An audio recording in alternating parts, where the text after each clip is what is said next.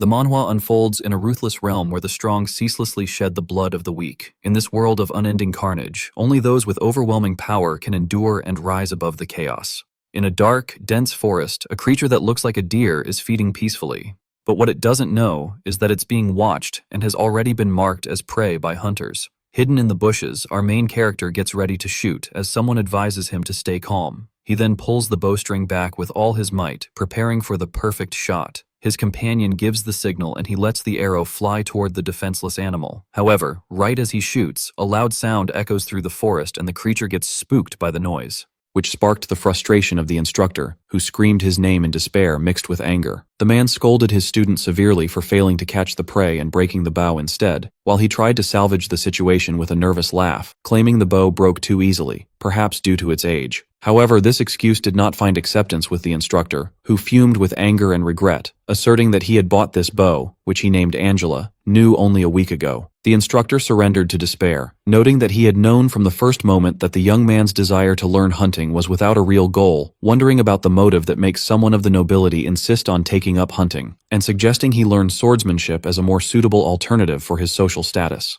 Johann replied realistically that skill in swordsmanship does not yield money until its wielder is hired, then suddenly cut his speech short to suggest moving to another location in search of money, which he sees as the only means of survival in this world he described as corrupt. The truth is that this young man is Johann Eitz, originally named Kim Johann, and he reincarnated in this world after his death in a sudden accident. Despite being a noble, his situation was thorny. He sits at the bottom of his family's hierarchy, with no hope of inheriting a name or wealth. Rather, his utmost ambition is to survive without being stripped of his clothes and expelled during his siblings' struggles for power. But the bigger problem was lurking for them at that moment, as his companion stopped him suddenly with features clad in anxiety, pointing in panic to a pack of wild wolves devouring corpses in the darkness. Suddenly, Johann shoots an arrow at the wolves, but the problem is that the arrow didn't hit any of them, but rather made those wolves notice their location. In a scene reflecting the cruelty of reality, he realized that this world he reincarnated into is characterized by the realism of the Middle Ages,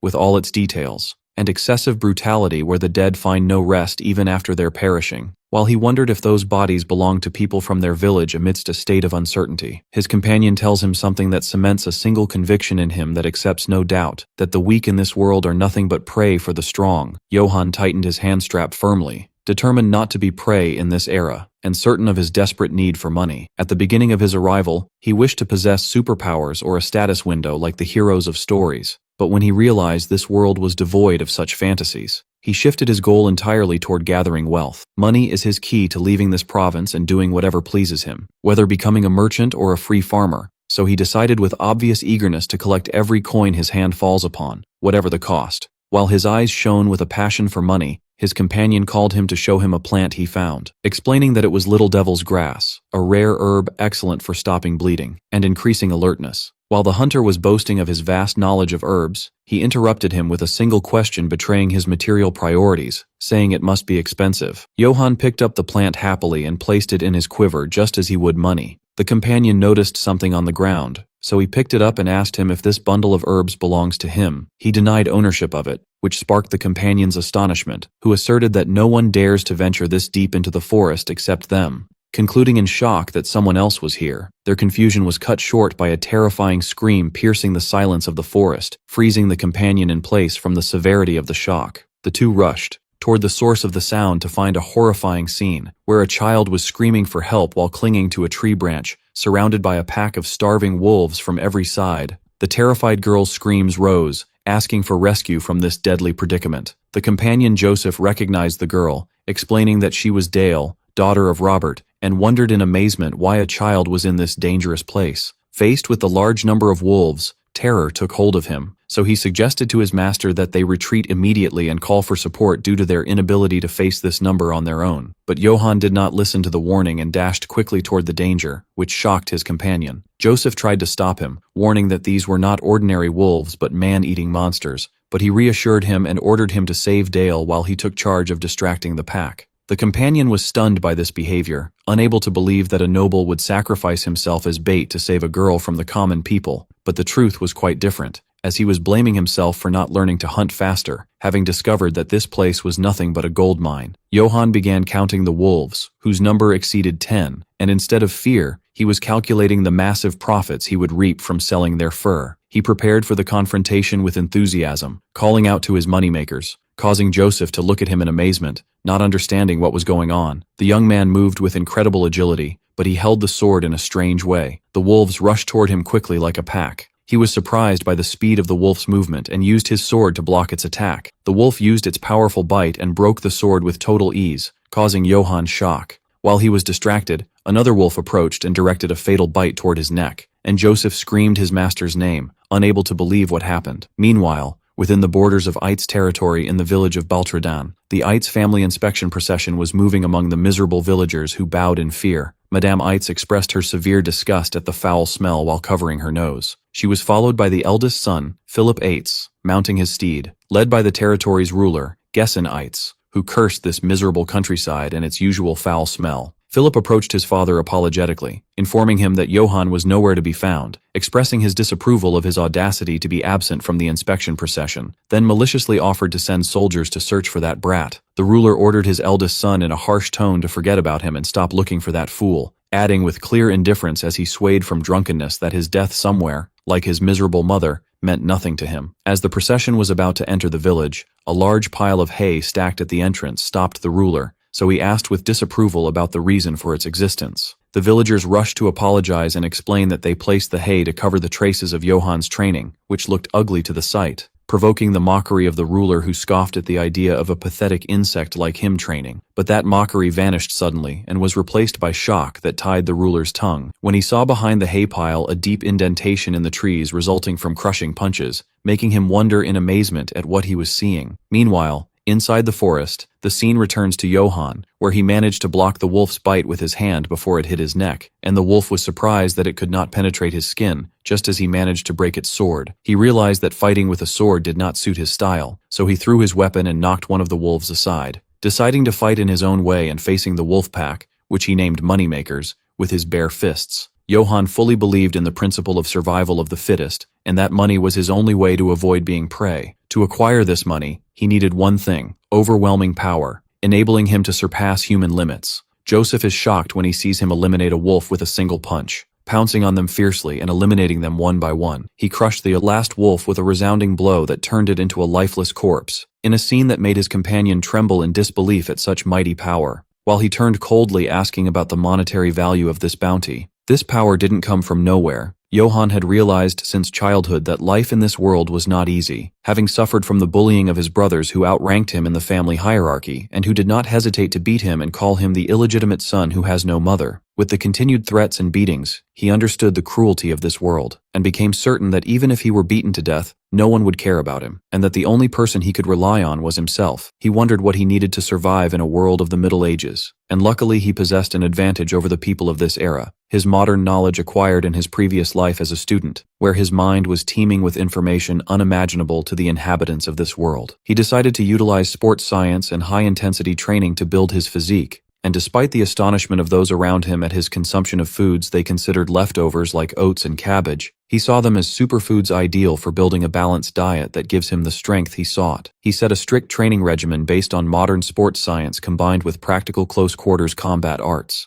and thus the results of his continuous training accumulated. After several years of persisting with the same training regimen, his body showed overwhelming power that increased with every training session, as he began to feel refreshed and energetic instead of exhaustion. Over time, the question remained hanging whether this power was a divine blessing or just a new test. Returning to the battlefield, Johann stood wiping his sweat, saying these were the last of the wolves. Meanwhile, the companion Joseph checked on the child Dale and confirmed her safety, so she threw herself crying into his lap calling for Uncle Joseph. The companion scolded his master severely, describing him as reckless for not realizing the danger of what he had done. But he soon expressed his deep emotion at a noble standing before a wild beast without hesitation to save a common girl, offering his deep thanks on behalf of the villagers. While Joseph was speaking seriously, Johann was in his own world calculating his profits, wondering which wolves would sell for the highest price, causing his companion to ask him in amazement what he was saying, to which he replied briefly that it was nothing. He turned to Dale and asked about her condition, and she confirmed gratefully that she was fine thanks to him. Suddenly, the girl shuddered in terror, as a terrifying red aura appeared behind them, accompanied by immense pressure, causing everyone to turn toward the source. A giant wolf appeared with glowing red eyes and a huge body, striking panic into Joseph's heart, who screamed that it was a real monster requiring an entire army to face,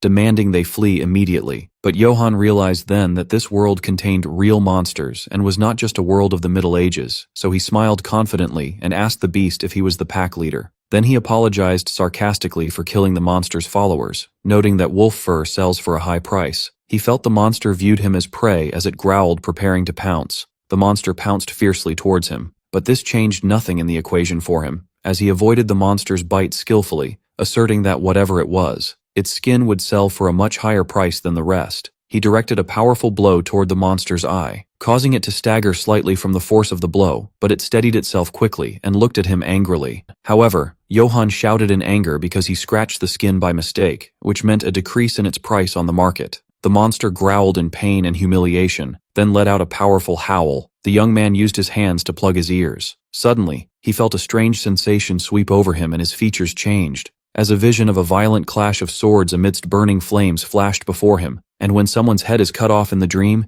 he wakes up suddenly, screaming in shock. He sat on the ground panting heavily, filled with confusion and astonishment at what had just happened, wondering about the fate of that terrifying monster. Realizing moments after looking around that the monster had disappeared completely from the place, he checked on his companion and the child, finding them in a deep sleep, and breathed a sigh of relief that everyone was safe. He carried his companion and the child on his back, deciding to return quickly before more monsters appeared, admitting to himself that he was completely ignorant of the nature of what happened. As he left the place, he couldn't hide his regret looking at the wolf corpses he left behind, wishing he could take those precious furs with him. But he surrendered to reality, realizing his helplessness in this situation, telling himself he must borrow a cart next time. Upon approaching the village, he noticed the lights were still on, wondering if the villagers were still out searching for the missing child. Here his imagination began to work, thinking that although he saved the child without prior planning, this might be an opportunity to earn extra points with his father, imagining a dreamy scenario where his father expresses admiration for his defeat of the wolf pack and appoints him as his successor. But he quickly mocked himself, banishing that impossible idea, settling for the hope of being appointed to the guard at least, which would ensure he wouldn't worry about food in the future. His train of thought was interrupted suddenly by the bright light of a torch and the sound of suspicious movement, finding himself shocked in front of a group of armed knights, led by Philip, who screamed at him in overwhelming anger, calling him by his full name, and condemning his disappearance and audacity to be absent on the important inspection day. The news fell on him like a thunderbolt, as he suddenly remembered that today was the inspection date, realizing he was in a real predicament, especially when his father described him as an insolent child. He put the companion down and knelt on his knees, stammering while speaking to his father, trying to justify his absence by saying he had unavoidable circumstances. But the father cut him off sharply, ordering him to silence, and raised his massive axe, threatening to smash his insolent head for daring to ignore him. In those moments, Johann was cursing his luck internally, upset at having to hear these insulting words after miraculously escaping death, regretting the loss of the wolf furs, and describing his difficult life. But amidst this despair, an idea flashed in his mind, and he decided he could turn this disaster into an opportunity to his advantage. He decided to resort to absolute flattery, screaming to his father that he didn't miss the inspection on purpose, but was late because he was busy saving people in the forest. Meanwhile, one of the men in the procession recognized his daughter Dale lying on the ground, so he screamed her name, praising God for her safety after a long search, and embraced her with tears streaming from his eyes, expressing his overwhelming happiness at her survival. He seized the opportunity immediately, pointing skillfully to the scene and addressing everyone in a loud voice, explaining that Dale was trapped by a pack of man-eating wolves in the forest, and that he fought to save the child and managed to defeat the wolves. Murmurs of amazement rose among the villagers, while he completed his dramatic speech asserting that although he was unable to attend the inspection, he believes he has done his duty as a son of a noble knight family. He bowed with deep respect, asking his father for forgiveness this time only, promising him to continue doing his utmost to ensure the safety of the territory, then added in a faint voice and a greedy tone, wishing his father would grant him the position of guard captain as well, which provoked the ire of Philip, who muttered angrily. Johann congratulated himself internally on this perfect public relations display, assuring himself that if he were the interviewer, he would hire himself immediately. The father exploded in laughter, asking if this really happened. "Oh dear future guard captain." But he soon turned serious and suspicious, asking about the location of the corpses of those alleged wolves, asserting he didn't expect him to believe without proof. Johann panicked internally, screaming in defense of his honesty, asserting he even faced the great black wolf, but his father interrupted him with a resounding scream filled with anger, ordering him to complete silence. The father flew into a rage, accusing his son of lying, threatening to tear his mouth if he didn't shut up. But Johann didn't back down. Rather, he challenged his father coldly, asking him if he wanted a duel, showing his full readiness to prove his skills. Despite his hatred for his father, he was hesitant to fight him, but the situation left him no choice but confrontation. The father accepted the challenge with a fierce smile, announcing his desire to see the extent of his son's true skill. The father ordered his son to raise his sword, asserting the duel would be with weapons only, which provoked his anger, cursing his father in secret, recalling that no one had taught him how to use a weapon at all. When the order rang out to draw the sword, he was confused looking at his broken sword, realizing the unequal odds. His father cursed him, despising him, and ordered the eldest son to lend his sword to his brother, so Philip agreed nervously. While handing over the sword, Philip whispered to him, advising him to ask for forgiveness now before it was too late as the only way for survival. But he rejected the advice thinking he hadn't erred, asserting that a real man doesn't run away. He asked his brother to step aside and grabbed the sword, hoping to learn something from this duel. The father scoffed, considering this better, while Johann told himself that showing his skills was the only way to wrest his father's acknowledgement of him, and resolved to prove his worth. Suddenly the father felt something strange, as a savage red aura appeared before him surrounding his son. The father pounced quickly with immense force attacking, but Johann's sword was broken easily from the force of the collision, and he received the sword fragments with great difficulty, causing him to bleed and suffer, while his father was unharmed due to wearing armor. The father continued his attack, calling his son a parasite, screaming angrily how he dared to insult him. The villagers realized with horror that the lord was completely serious in his fight, and intended to kill his son truly. During his attack, the father revealed the reason for not teaching the sword to Johann, reasoning that he would remain a useless piece of trash either way, confirming with violent blows that he would never surpass him no matter how he tried.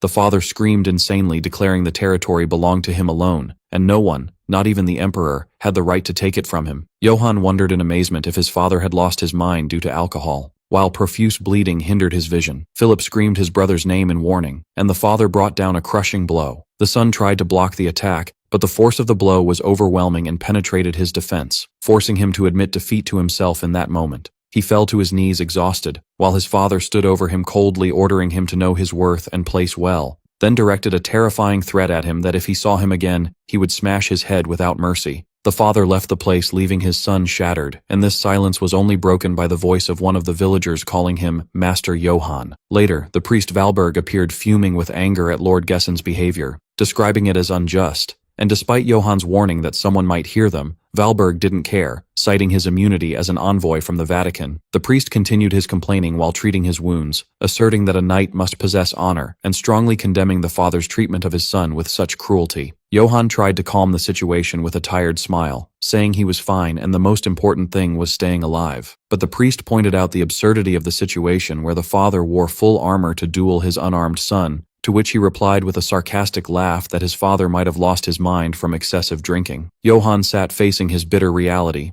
realizing his total helplessness for not having learned sword arts before. The priest tried to console him, explaining that the loss was logical given the Lord's combat experience and the family techniques he inherited. To illustrate the difference in power, the priest mentioned that Sir Brits in the neighboring fiefdom managed to kill 300 infantry soldiers alone, which struck the young man with amazement at the power of knights. He realized then the importance of combat techniques, admitting he became arrogant after defeating the wolf and thought he could defeat his drunk father. Suddenly, the priest asked seriously if he had truly seen a black wolf in the forest. Johann confirmed it, noting that Joseph and Dale had seen it too. Surprised by the priest's reaction, panic appeared on the priest's face as he muttered religious prayers, increasing his confusion. The priest opened an old book to explain that black wolves have been considered taboo since ancient times, where priests call them the harbinger of death. The priest explained that according to stories dating back centuries, the appearance of black wolves brings death and blood. Although Johann claimed not to believe in superstitions, he wondered if the wolf was an omen for his duel with his father, which the priest agreed was a probability. But the priest quickly changed his tone to reassure him, asserting with a smile that those were just old stories with no need to worry. He added that the Lord might help him because he is a kind person who prefers others over himself, which the young man denied in secret,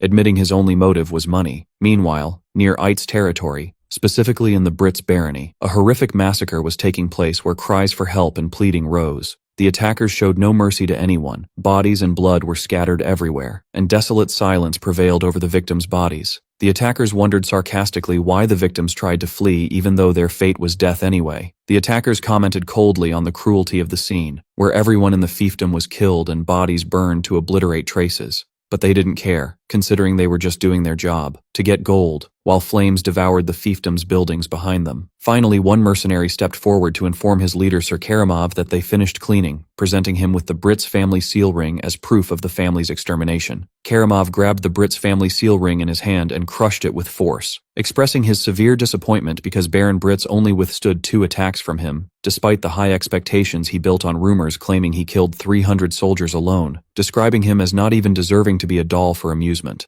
Karamov boasted of his identity as a sword of the Holy Empire, an envoy of the Emperor, and collector of seals, issuing a decree to punish all corrupt nobles according to the Emperor's will. Karamov promised his soldiers and the Emperor's followers gold and infinite honor, ordering them to set out to kill, steal, and burn everything without mercy, clearly defining their next destination towards Ait's territory. Meanwhile, Johann was dreaming of a scene where 2 knights were fighting each other, and one of them in the dream was parrying the other's attacks with total ease. Then the knight with golden armor responds with an attack cutting off the other knight's head. Then he sees in his dream the knight's severed head, and realizes in silent shock that the head he sees is his own head. Johann woke up in his room terrified and sweating, wondering if what he saw was just a dream. The same nightmare had been haunting him for days since seeing the Black Wolf. He remembered the priest's talk explaining that the Black Wolf has been known since ancient times as a bad omen, where priests consider its very existence a bad sign bringing blood and death. He placed his hand on his face, anxiously recalling the priest's description of the wolf as the mark of death. He tried to banish these thoughts with a nervous laugh, convincing himself they were just superstitions and myths as the priest said, assuring himself he did nothing bad to the wolf. But he froze suddenly when he remembered throwing a very large rock at it. He decided to shake these obsessions from his head and go training instead of useless thinking. While Johann was punching a tree trunk in the forest at sunset, a familiar voice interrupted, calling him useless child. His 2 brothers, 2nd and 3rd in rank, appeared mocking him, reminding him of their father's warning not to draw attention if he wanted to stay alive. They continued mocking his audacity to act tough despite being beaten previously, describing him as a dog that barks but doesn't bite, belittling his training of chopping wood. The brothers mocked the idea that a lowlife like him had real power, considering breaking firewood just a cheap trick. When they remembered what he said about joining the guard, they burst out laughing, asserting their father would never appoint trash like him. While he was directing a light punch at the tree, one of them continued threatening that their father would use him only to smash his skull and feed him to pigs. But suddenly, sounds of violent crashing rang out and splinters flew as his punch caused massive destruction to the tree trunk, which struck the brothers with shock and terror, causing their eyes to bulge from their sockets. He turned to them with a terrifying smile and veins popping on his muscular body, asking them to come closer and repeat what they just said. The brothers retreated in extreme fear and fled, screaming they would tell their father everything. He looked after them in despair, describing them as pathetic fools for living without the slightest thought or worry about how to secure their future and livelihood. He made up his mind, deciding to ignore others and return to focusing on his training only. But he suddenly heard another person's voice acknowledging that what his brother said was the exact truth. His brother Philip appeared, confirming clearly that their father intended to appoint him to no position, something Johann expected beforehand, considering not killing him was the most he could hope for. When Philip asked him about his disappointment, he replied realistically that he would find another way to earn a living. Philip surprised him by saying the father actually fears him, explaining that his great strength represents a threat to him. The father wants obedient children, while he insists on living according to his own principles, making the father believe his son will wrest sovereignty from him one day by force as he did with their grandfather, which Johann considered mere nonsense. Philip ordered a servant to bring something, revealing a simple coat and a long sword of unknown origin, in addition to a spare breastplate, indicating he knew his brother's old desire to possess this equipment. Philip confirmed he differs from his father and is not a fool to discard a competent person, making a promise that he would appoint him guard captain once he inherits the rule. Philip advised his brother to continue training and not cause trouble until then, so he replied, grumbling that he is never the one starting trouble. Philip left the place, raising his finger in a sign that he objects to his words, leaving Johann alone contemplating the armor, realizing with shock it was the same armor he saw in his nightmares. He wondered in terror if wearing it would lead him to the same death he saw in the dream, but he felt a strange intuition that he was capable of overcoming this fate despite lacking evidence, and decided he would need this equipment to win whatever the price. The scene shifted to the tavern, where some were denying Johann's story, but one insisted on its validity, claiming epically that he killed 50 wolves and left the spoils out of pride, fighting only to save Dale. Everyone agreed on his nobility, comparing him to his father Gessen, whom they described as a drunken pig, and even wished he had cut off his father's head in that duel. Robert's voice interrupted, offering to buy drinks for everyone, and when a masked person asked him for the reason, he justified it as a celebration of Johann saving his daughter. One of the sitters was surprised and asked the stranger about his identity, since he was a new face in the region, to which the stranger replied with a scary, sarcastic laugh, commenting on their audacity to insult their ruler openly in front of a stranger. The stranger sat in the tavern, wondering in amazement at the audacity of the young man and the villagers who show no fear. The stranger turned with a sly smile toward one of the men, expressing his keen interest in the story he just told, and asked him enthusiastically to tell him more about Johann Eitz, which raised the man's suspicion and fear. Meanwhile, Johann walked alone at night, humming happily, dreaming of his bright future as guard captain once his brother Philip took power. He felt his golden path had finally begun, and started reconsidering his evaluation of his brother, considering him someone reliable. Suddenly he spotted someone lying on the ground, thought he was drunk, and decided out of his responsibility as future guard captain not to ignore him. He approached the man with a friendly smile, warning him against sleeping in the open for fear of the cold, and offered help to take him home, but the man didn't answer. Suddenly he noticed something cold shining, placed against his neck, and suddenly a sense of danger overtook him, and he wondered in shock what was happening. In a fleeting moment the man attacked with a dagger, but Johann couldn't see the attack, wondering in panic about the attacker's identity and if he was a hitman sent by his father. He ruled out the idea that his father was behind the attack because he would come to kill him himself, then wondered in terror if his stepmother was the culprit, also ruling out his brother's involvement. He realized he couldn't guess who sent him, so he screamed, asking the attacker what he wanted. He thought it was about money, so he offered the attacker everything he owned in exchange for his release, even though he didn't own a single penny in reality. The attacker replied coldly that he had enough money, increasing his confusion and terror regarding the real motive. The attacker stopped suddenly, addressing him by his full name and declaring he would ask him a question. The attacker threatened to slaughter him immediately if he didn't like the answer. Johann stood stunned by the strangeness of the situation, wondering to himself about the madness of this person threatening his life then asking a question. He tried to compose himself, summoning his past experience in job interviews, deciding to answer perfectly to save his life. The attacker announced the start of the interview with a scary smile, and the young man prepared for the confrontation. The attacker surprised Johann with a strange comment, pointing to his strong physique that didn't resemble his pig father, asking suspiciously if he was truly Gessen's son. He froze from shock and confusion, unable to believe this was the question determining his fate. He cursed his luck, thinking of the appropriate answer, then stammered, saying that sometimes a lion might be born from a pig's lineage. A heavy silence prevailed where the attacker showed no reaction, making him think he answered wrong and would die. Suddenly the attacker exploded in loud hysterical laughter, declaring his intense admiration for the answer, but he refused Johann's request to release him. With a demonic look, the attacker announced to him, saying he was now his property. He stood dumbfounded, not understanding the meaning of his words. It turned out this man was Kigal, the Empire's greatest assassin and poison master of the Nessus Guild. He honed his sword skills through countless assassinations, and because his movements resembled a snake, he was later known as the Poison Viper. Kigal suffered from a difficult problem, having failed to find a successor worthy of inheriting his unique swordsmanship skills. Despite his exhaustive search everywhere, even inside the Assassin Guild itself, he found only worthless insects lacking qualifications to succeed him. He remembered moments watching trainees fall before him, where few showed potential, but they strongly refused to learn assassin skills, preferring honorable death over staining their reputation. Kigal had killed more than 30 heirs of noble knight families who chose death in the name of honor, rather than accepting his training. Due to his running out of patience and feeling time was tight in his search for a successor, he decided to visit the Empire's witch, asking for help. The witch welcomed the Poison Viper, who grants peaceful death to all, and revealed to him that the student he seeks resides in Eitz Castle, a small forgotten rural fiefdom, and is one of the sons of its drunken, lecherous ruler. Kigal mocked the prophecy, describing Eitz Castle as a dirty, backward place, underestimating the idea of his successor being there, noting that 1 gold coin is enough to buy half that land. But the witch laughed confidently and offered him his money back if her prophecy lied. Despite his doubt and worry about the witch stealing the coin, he decided to believe her as a last resort. Kigal wanted to believe the witch because he wasted long years searching and had no time left. However, when he stepped on Eitz fiefdom land, doubt possessed him strongly again, wondering if the person worthy of succeeding him truly existed in this miserable place, and decided within himself to kill the boy immediately if he didn't like him.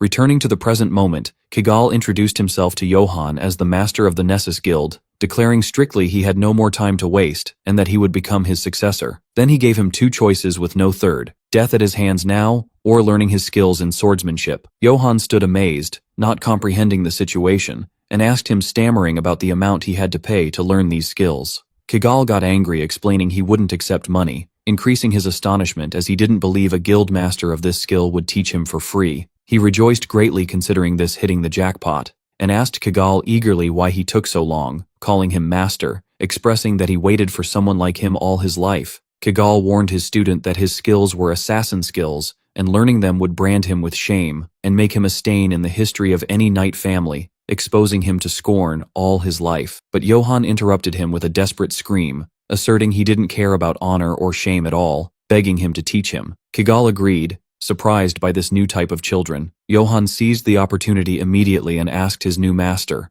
if he would give him an allowance, reminding him of his wealth and his desperate need for money at such an age. Kigal looked at him in amazement, realizing this boy was something else entirely. At Eit's castle, Lord Gessen announced the end of inspection and his intention to go out for a while, bidding farewell to his wife. The eldest son and his stepmother confirmed they would take care of the castle in his absence, but once he left, they exchanged meaningful glances. The wife muttered with malice that the castle would be hers no matter how Philip resisted, while he scoffed in secret, assuring her the next ruler would be none other than Philip Eitz. The lord screamed angrily at his eldest son and wife, expressing he was fed up with their constant bickering all day, giving them permission to do whatever they pleased, then set out. Philip asked his father how to act regarding Johann, who hadn't returned yet, but the father screamed loudly, calling his son by his name, scaring him. The father replied with indifference and cruelty, considering the death of that weakling meant nothing to him, ordering them not to waste his time talking about him. Philip apologized to his father, claiming he understood, but once the father left, his features changed completely,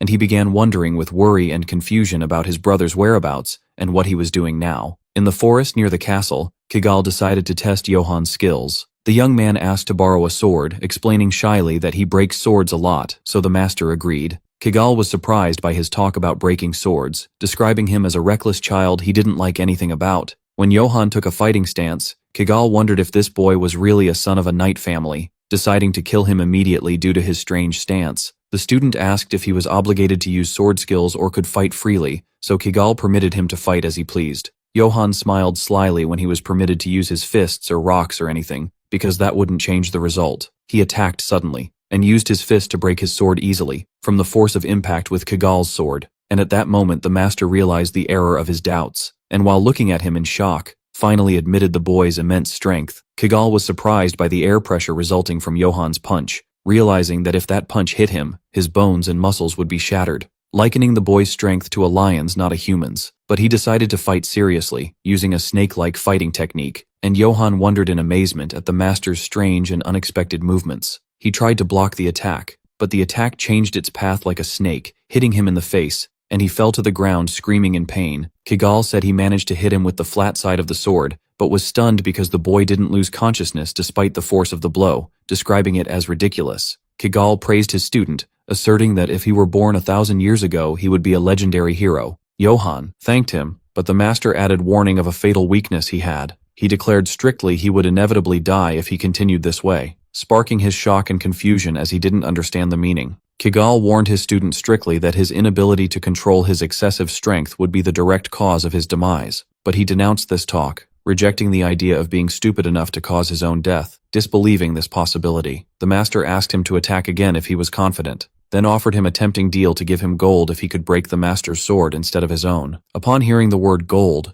Johann's features changed completely and his eyes shone with greed. His hesitation turned into unparalleled enthusiasm, and he promised his master to fulfill the condition immediately. He dashed at tremendous speed toward the master to attack, and the sound of strong sword clash rang in the place, but the result was disappointing, as his sword shattered again and its fragments flew into his face, making him scream in pain. He remembered bitterly that this situation matched exactly what happened to him during his father's duel. Kigal explained to his student that the problem wasn't the sword, but his uncontrolled strength, emphasizing the necessity of learning to control it or else death would be his fate. Kigal threw a piece of the broken sword blade at him, explaining that breaking things is easy for swordmasters, but the difficulty lies in control. Johann finally understood he needed to learn to curb his strength to avoid death and to achieve his dream of becoming Eight's guard captain. The master told him that if he learned to curb his strength, he could do amazing things. In the blink of an eye, Kigal directed a swift blow at Johann. He was stunned when he saw his metal armor slit in half with a single clean blow. What increased his amazement was that the master used only the sword scabbard, not the blade, explaining that power control enables him to cut anything even without a sharp blade. Kigal smiled, saying he couldn't imagine the extent of power his student would reach when mastering this control. The master announced the end of talk and the start of serious training. When Johann asked anxiously if he would die, Kigal confirmed training would be grueling and might actually lead to death, asking if he was ready. He answered with great enthusiasm in the affirmative. The scene shifted to the quiet castle village, where Johann appeared with a swollen face and clear signs of beating from harsh training. He was talking to himself about the difficulty of controlling his strength, noting he finally learned not to break his sword, but yearned to learn real swordsmanship. Suddenly a commotion caught his attention, and he saw a group of strangers he thought were elves because of their appearance. He screamed at the group leader, asking why they were standing there. The group leader ordered him to leave immediately because the area was restricted. Johann replied sharply, resenting a stranger dictating orders to him. The leader laughed arrogantly, identifying himself as belonging to the Emperor's direct mercenaries. He revealed they were the famous Aquitaine Wolves squad. Instead of fear, Johann screamed in amazement and joy, asking about mercenary salaries because he wanted a job like them. One guard asked sarcastically if he really wanted to become a mercenary like them, explaining mockingly that what they earn in one mission compares not to a guard captain's salary. He revealed they get 2 gold coins per mission, which struck him with extreme amazement. The guard warned Johann that his strong physique made him a bigger target, emphasizing that skill is most important in their work, which he agreed with. While he was drowning in his dreams, thinking of changing his career path to get gold he hadn't seen in his life, he wondered seriously if working as a mercenary was better than the guard captain position. Meanwhile, Karamov and his group arrived inside the castle. But suddenly something strange happened. Johann's hand moved involuntarily, attempting to draw his sword, causing him extreme shock and confusion. The fairy accompanying Karamov noticed his movement, screaming angrily, considering his behavior the height of insolence, threatening to cut off his head immediately for daring to try drawing his sword in her master's face. Karamov intervened to calm the fairy, Jin, and asked him calmly about his identity. Johann stammered, sweating, identifying himself as a member of the Eitz family. Then, Karamov revealed his identity as an Imperial Guard Knight. Johann was surprised again when he found his hand on his sword hilt unconsciously. A terrifying feeling overtook him he hadn't experienced before, even when facing the Black Wolf or his father. He described this feeling as the killing intent emanating from Karamov being suffocating, like prey standing helpless before an invincible predator. He ordered him to move aside because he was blocking the way. He felt his heart beating wildly from fear and tension. One soldier mocked his obvious fear, and another soldier described him as a coward. Then he warned him in a sarcastic tone to be careful next time, doubting there would be a next time for him. Jin asked her master if it was right to leave him alive, but Karamov replied he didn't want to cause a scene on such a good day. He entered the castle and muttered something mysterious, that their time to move hadn't started yet. Johann wondered in confusion why an Imperial Knight was in such a remote place. Suddenly Philip appeared, rushing to receive the grand guest. He welcomed Karamov, introducing himself as the next lord of the Eitz family, and asked him eagerly about the reason for his visit. The stepmother expressed her intense admiration for Karamov, describing him as incredibly handsome, and presented her son John as the true heir to the lord, ignoring Philip completely. She continued flirting with Karamov, expressing regret over her early marriage, and offered him entry to the inner castle. Karamov didn't reply to her, but she tried to catch his attention again, yet he ignored her completely. Instead, he asked sharply and seriously about Gessen's whereabouts. Philip objected to addressing his father without titles, considering it inappropriate regardless of status. But the stepmother interrupted him again, defending Karamov as the Empire's greatest knight entitled to address anyone as he pleased, and announced as lady of the house she would handle his reception, hinting at Philip not to object. Philip looked with malice at his stepmother, describing her as cunning for trying to seize the opportunity to appoint her son John heir to the castle. But Karamov interrupted them with a resounding scream, ordering them to silence. He chased everyone away, rudely ordering them to bring him alcohol instead of their chatter. Then he announced coldly he would wait inside the castle until Gessen's arrival. In the dark forest, Johann was swinging his sword with immense force, creating great air pressure, and during fighting he remembered the dangerous aura he felt when he met Karamov. Kigal watched him silently for a moment, before screaming at him, suddenly calling him a fool for lack of focus, throwing daggers at him. He blocked the daggers with great difficulty while groaning, having suffered a slight cut on his neck and appearing extremely tense. Kigal scolded his student, saying if the dagger was poisoned he would be dead, asking the reason for his distraction. Johann admitted something worried him about the knights claiming to be the Emperor's personal guard. He saw it illogical for them to close gates and control entry and exit in Eitz fiefdom this way. Kigal replied coldly, asking what he could do about it, whether it was suspicious or not. Kigal explained that Karamov is the Emperor's direct knight, the strongest warrior on the continent, and his armor itself is legendary. Johann asked curiously if Karamov was stronger than his master. Kigal admitted seriously that if forced to face him, he would turn his back and flee without hesitation. Kigal hit his student on the head to silence him, asserting fight results are unknown until fought. Then he scolded him harshly, describing him as a half-smart child worrying about others while unable to even control his own strength or know basic swordsmanship. Johann regained focus and held the sword seriously, announcing readiness to try. The master sighed and signaled him to attack. Johann dashed, attacking powerfully, and the master's voice rang out, asking him to repeat. The attacks continued, with Kigal screaming again, every time. He began wondering in confusion why his attacks didn't succeed. He noticed the master used only the sword scabbard, not the blade, yet he couldn't cut it. Kigal explained the secret lies in power flow. He advised his student not to wave the sword blindly, but to transfer power flow and focus it at the sword tip. As Johann waved his sword, he slowly began to grasp the meaning of power control. Kigal noticed the change immediately, as the muffled sound of his student's sword turned sharp. Johann executed a powerful blow different from previous ones. At that moment, he was certain if he combined everything he learned with the right amount of power, he would succeed. Kigal suddenly felt intense fear, describing the situation as dangerous. In a fleeting moment, he found his sword cut without realizing what happened. Johann stood amazed, staring at his master's cut sword in disbelief, then screamed with overwhelming joy, declaring his success in the task and full grasp of the required feeling, considering it very easy. But Kigal downplayed this achievement, considering it just a lucky strike. Johann was surprised by his master's reaction, and when he called him, he replied affirmatively with innocence. Kigal announced quite seriously he wouldn't go easy this time, challenging him to attack again. Johann bared his fangs and showed a terrifying snake-like attack, striking terror into the master. He managed to knock Kigal to the ground. He kept jumping for joy because he succeeded in his attack again. Kigal wondering in confusion what this boy was, having taught him only power control,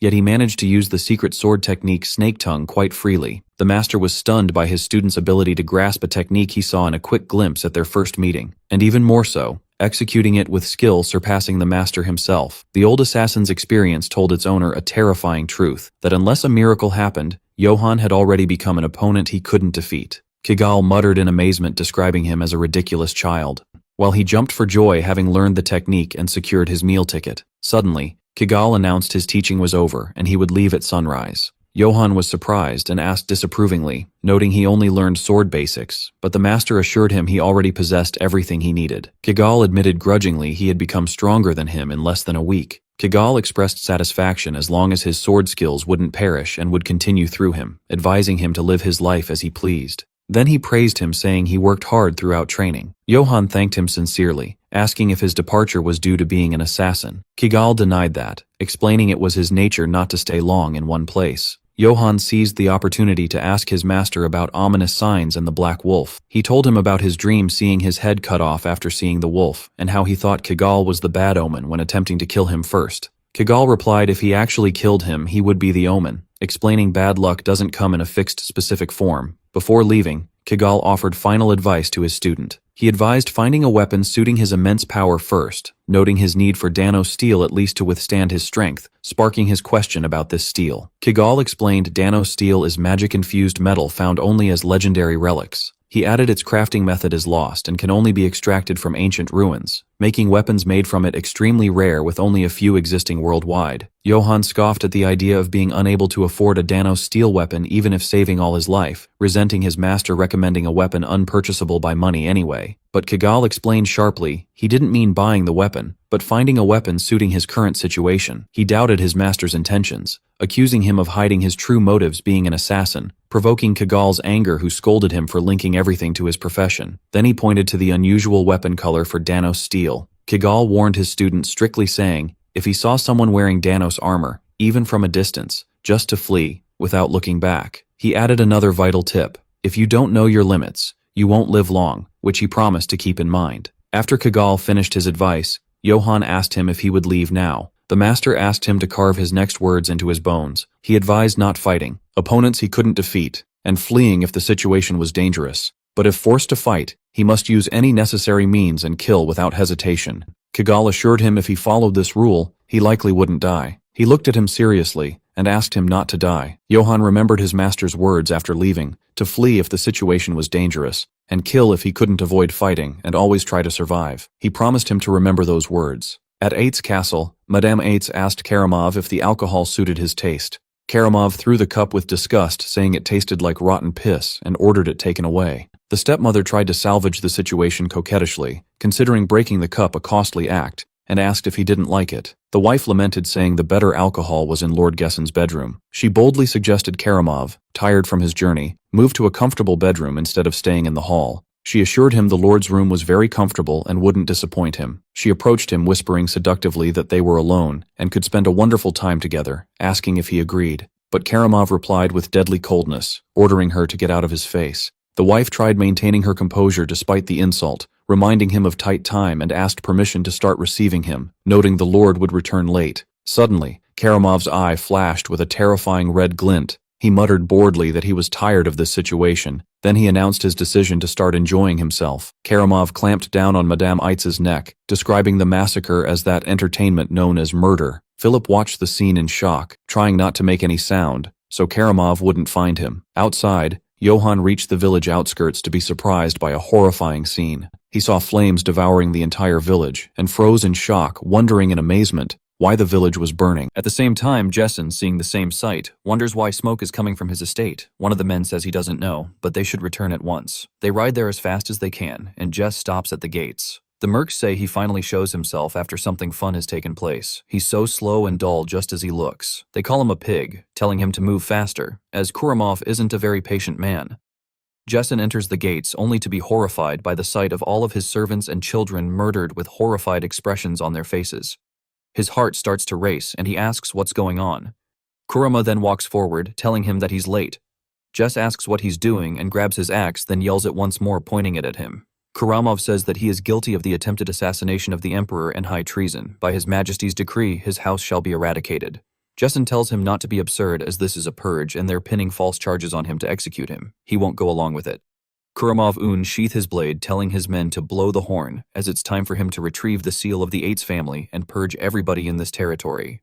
Also, to erase this entire land from the map as the mercs' eyes fill with bloodlust. They start charging towards the town. After setting it ablaze and killing everybody we can, we see Volberg on his knees, and one of the mercs call him vicious, asking if it's that hard for him to say where the pig's bastard son is hiding. If he doesn't want to open his mouth, he'll send him straight to his god who he adores so much. He then raises his blade, telling him to die, but Jawan sneaks up behind him and cleaves him clean too. Duberg is surprised, asking Jawan what he's doing here. Jawan, though, is more worried about what's happening. Duberg says that he doesn't know either. The Imperial troops are killing villagers on sight. It's possible that Jessen has already been killed too. Jawan is surprised, asking if his father is really dead. Volaberg says that's not all. They're burning the entire village to wipe everything out. Jawan says that he needs to hurry back to the castle, and then he hears a little girl crying and recognizes it. He walks over towards one of the houses that's still ablaze and spots Dell crying. He says that he's glad she's safe and it's dangerous, so come over here. He then sees that her father has been executed and pinned to a pole. She starts crying, talking about her father. John's heart starts to drop, and he recalls how happy he was when he saved his daughter just a week ago, as well as all the memories he shared with the villagers. Also, he begins to feel hella mixed with emotions, but there's nothing he can do about it. He grits his teeth and tells Dell that it's dangerous, so she needs to go with Valberg. Volberg then yells, asking John where he's going as he needs to flee. He starts screaming out for him. Jawan makes his way to the gates and looks up to see his father's head on a pike. The sign says that Jessen has been executed for treason against the emperor, and anyone who retrieves his corpse without permission will be punished for the same crime. One of the mercs recognizes him as the bastard son, asking if he came back to die. John then slashes the pike with his father's head on it, causing it to fall onto the floor, and he tramples the flag. The mercs say that they need to kill him now. Jawan glares at them and starts cutting them into pieces one after the other, single-handedly destroying their entire group. On the inside, he wonders why he's doing this and why he's going back to the castle. Volg was right, as he should be running away, because if he goes back, he'll die for no reason fighting Kuramov. He then hears Philip call out for him as he sees him wearing armor with 3 arrows in his chest.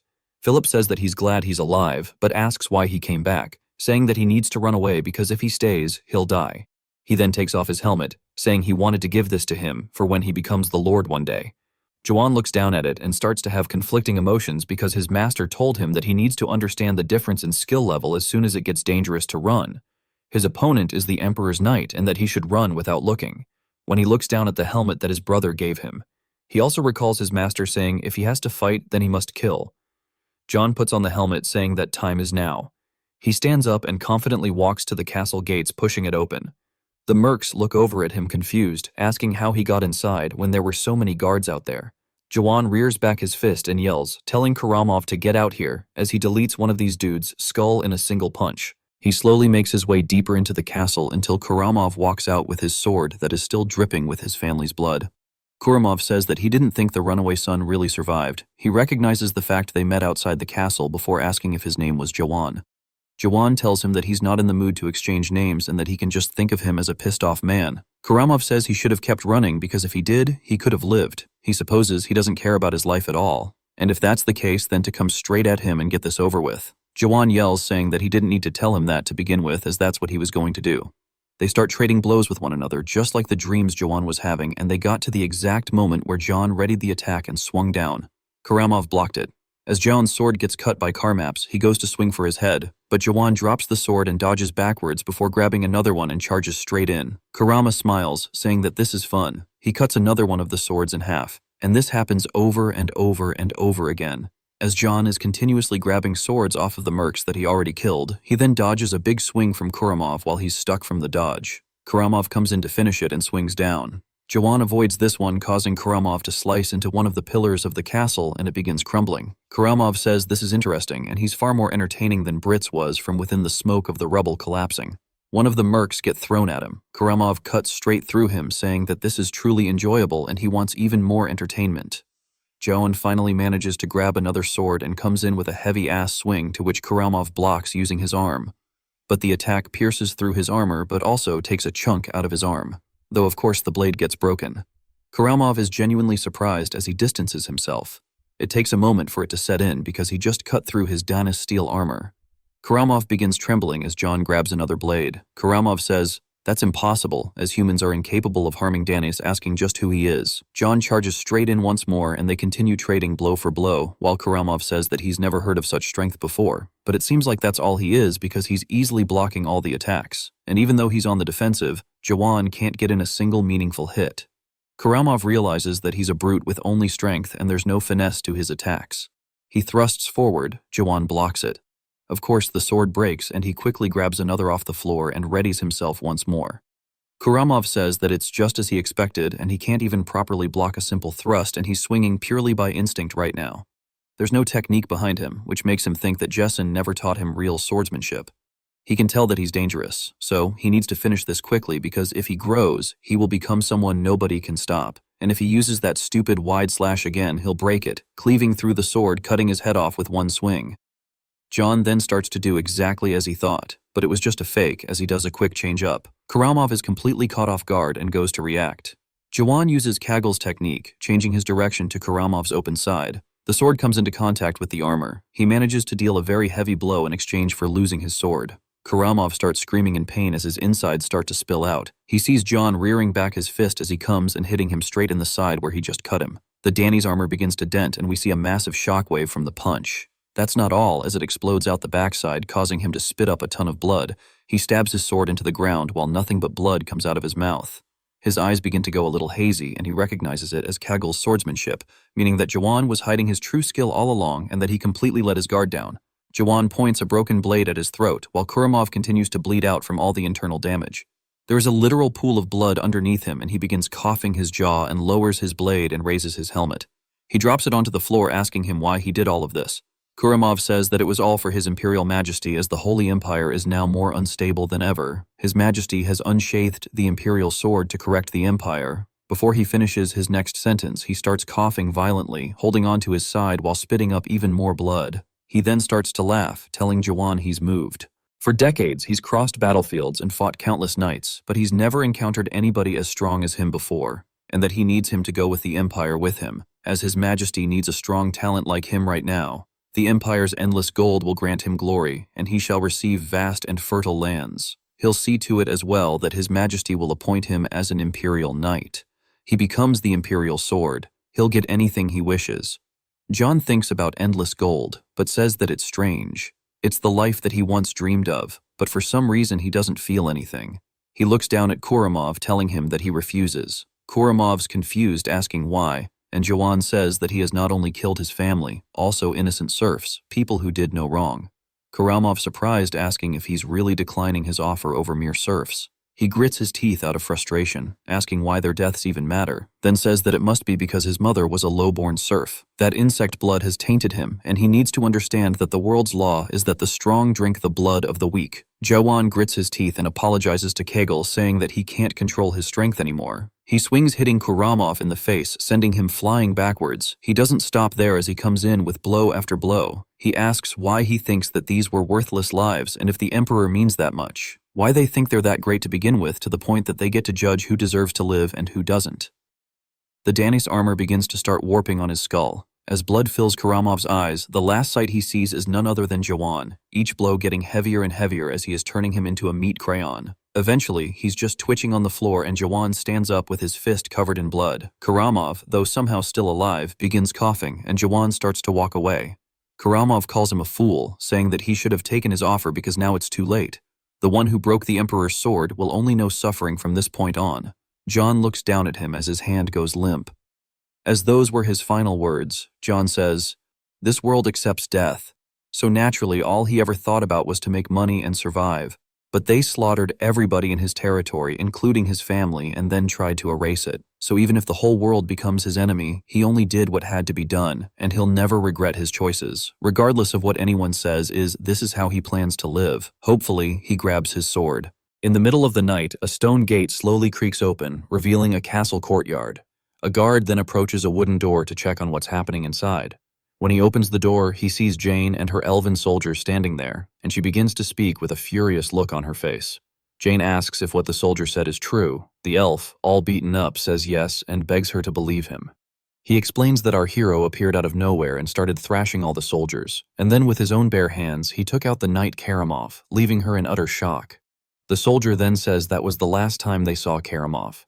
And Jane is left speechless. She points to the courtyard and asks where the knight's body is if the story is true. The elf maiden shouts that it's absurd and that she needs proof to believe it. The soldier replies that he doesn't understand it either, but he saw everything happen with his own two eyes. Just then, another soldier arrives and announces that the pursuit party is ready. Jane then pulls herself together and starts walking with firm, determined steps. She turns to her troops and gives a clear order to everyone there. She commands them to pursue the target and take him out without hesitation.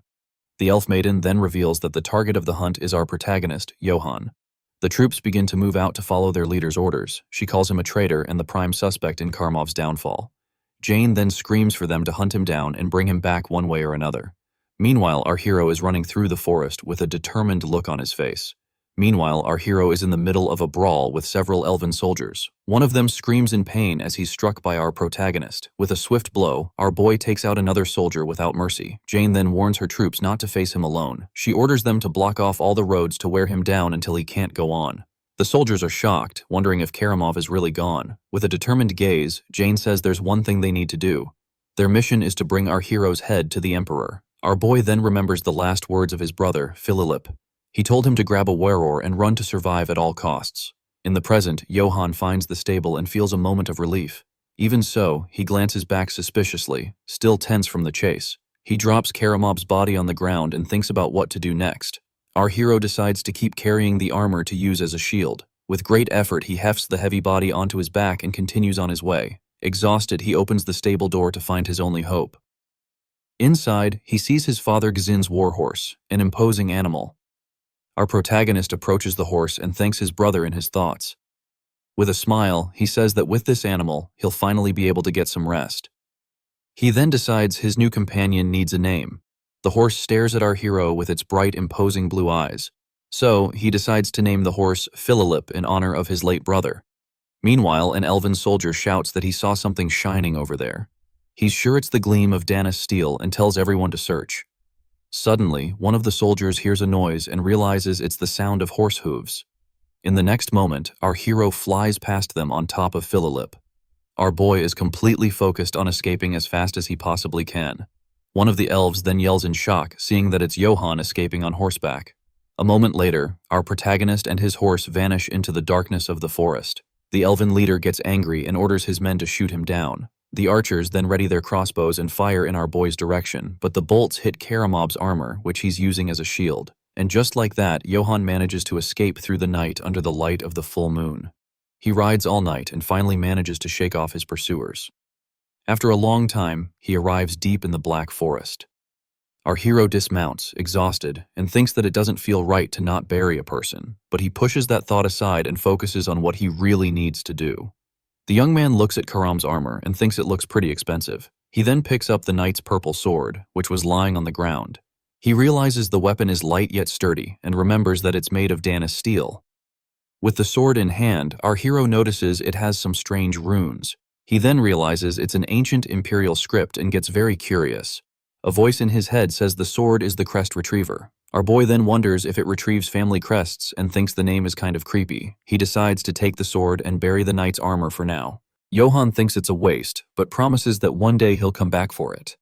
He then grabs a shovel and starts digging a hole in the middle of the forest. With a lot of effort, our hero manages to finish digging the grave. After a while, he finally finishes burying everything and rests for a bit. Tired, he wonders if what he did was enough to get rid of the body. Our boy remembers that news of the knight's downfall will spread, and he also remembers the knight's last words, saying his future would be nothing but suffering. But he thinks to himself that his life was already tough long before any of this happened. Our hero then reflects on what to do now that he's homeless and broke. Suddenly, a noise in the darkness catches his attention, putting him on high alert. He spins around quickly to see what it is and braces for the worst. And just his luck, it was the same giant black wolf he had encountered before. Our protagonist is annoyed because the creature showed up right when he was completely exhausted. He knows he doesn't stand a chance of beating the monster in his current state, so his only option is to try to get to his horse and get out of there. Suddenly, one of the elven soldiers shouts excitedly that he's found our hero's horse. They capture the animal and the leader says that Johann must be nearby. Our protagonist recognizes the wolves of Akiton and is shocked. They arrived so quickly. One of the elves spots him in the darkness and points at him with a cry of surprise. Immediately, the entire group aims their crossbows at our boy. Johann gets irritated, knowing there's no way he can fight all of them alone. He's trapped between the giant wolf in front of him and the soldiers right behind him. Our hero realizes there's nowhere to run and falls into total despair. He wonders if this is the end for him. But then something completely unexpected happens because the wolf ignores our boy and starts attacking the elven soldiers without mercy. The creature charges forward with fury and one of the elves screams for help in a panic. Johann is confused, wondering why the monster didn't attack him first, but he soon realizes the wolf is clearing a path for his escape. Our hero understands that this is his only chance to get out of there alive. He knows he has to move because if not now, he will definitely meet his end.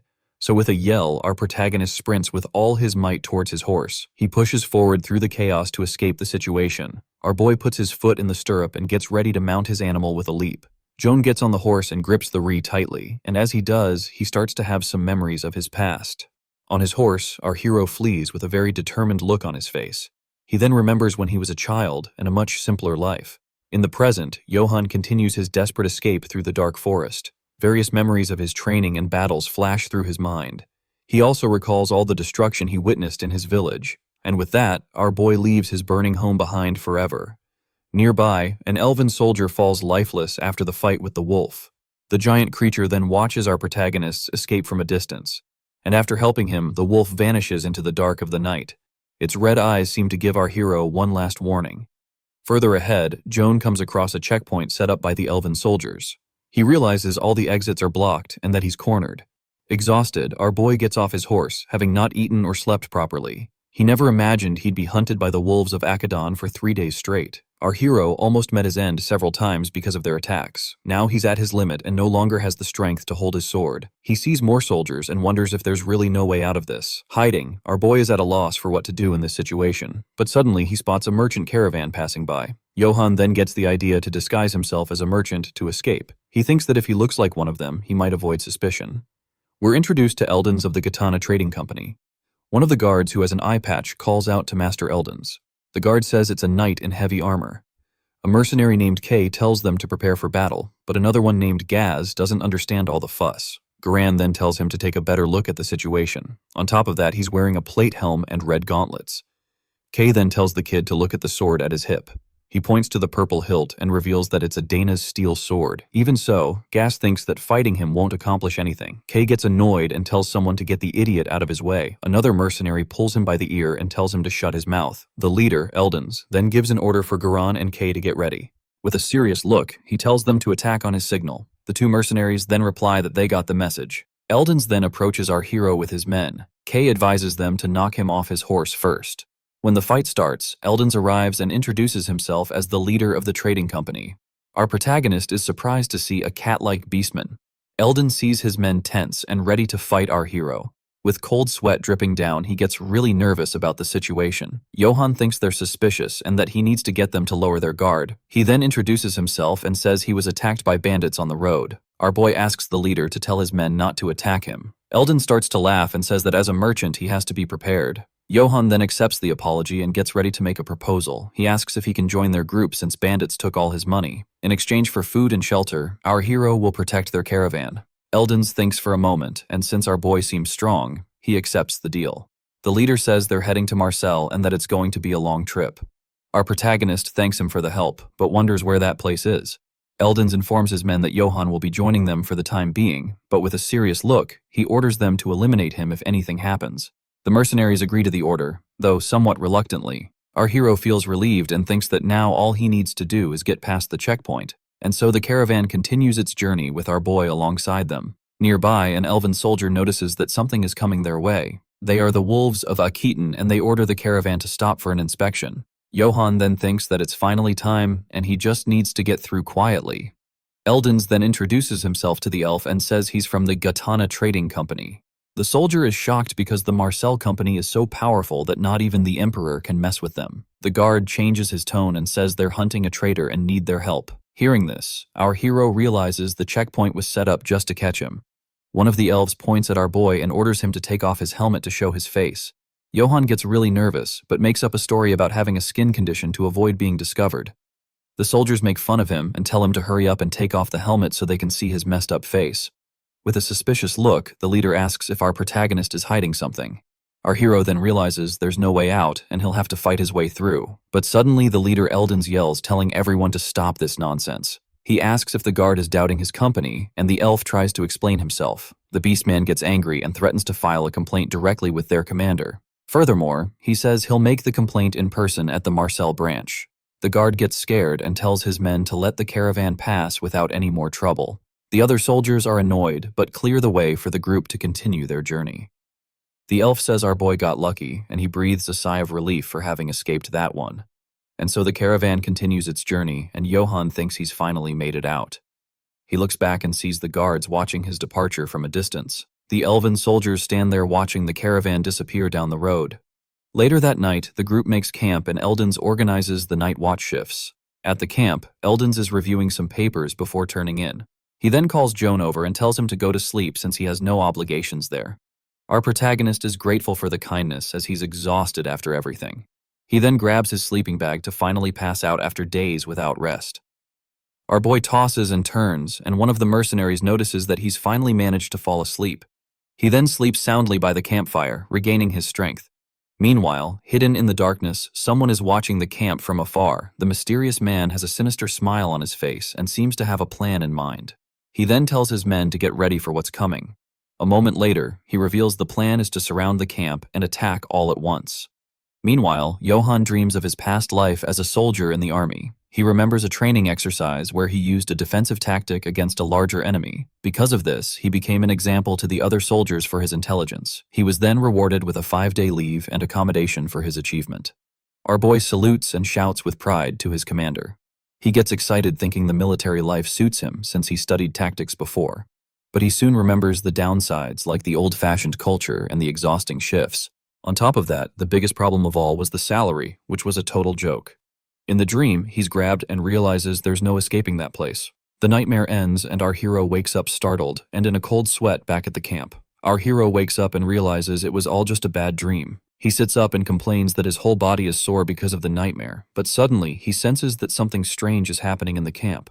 The full moon lights up the sky and a shower of arrows starts raining down out of nowhere.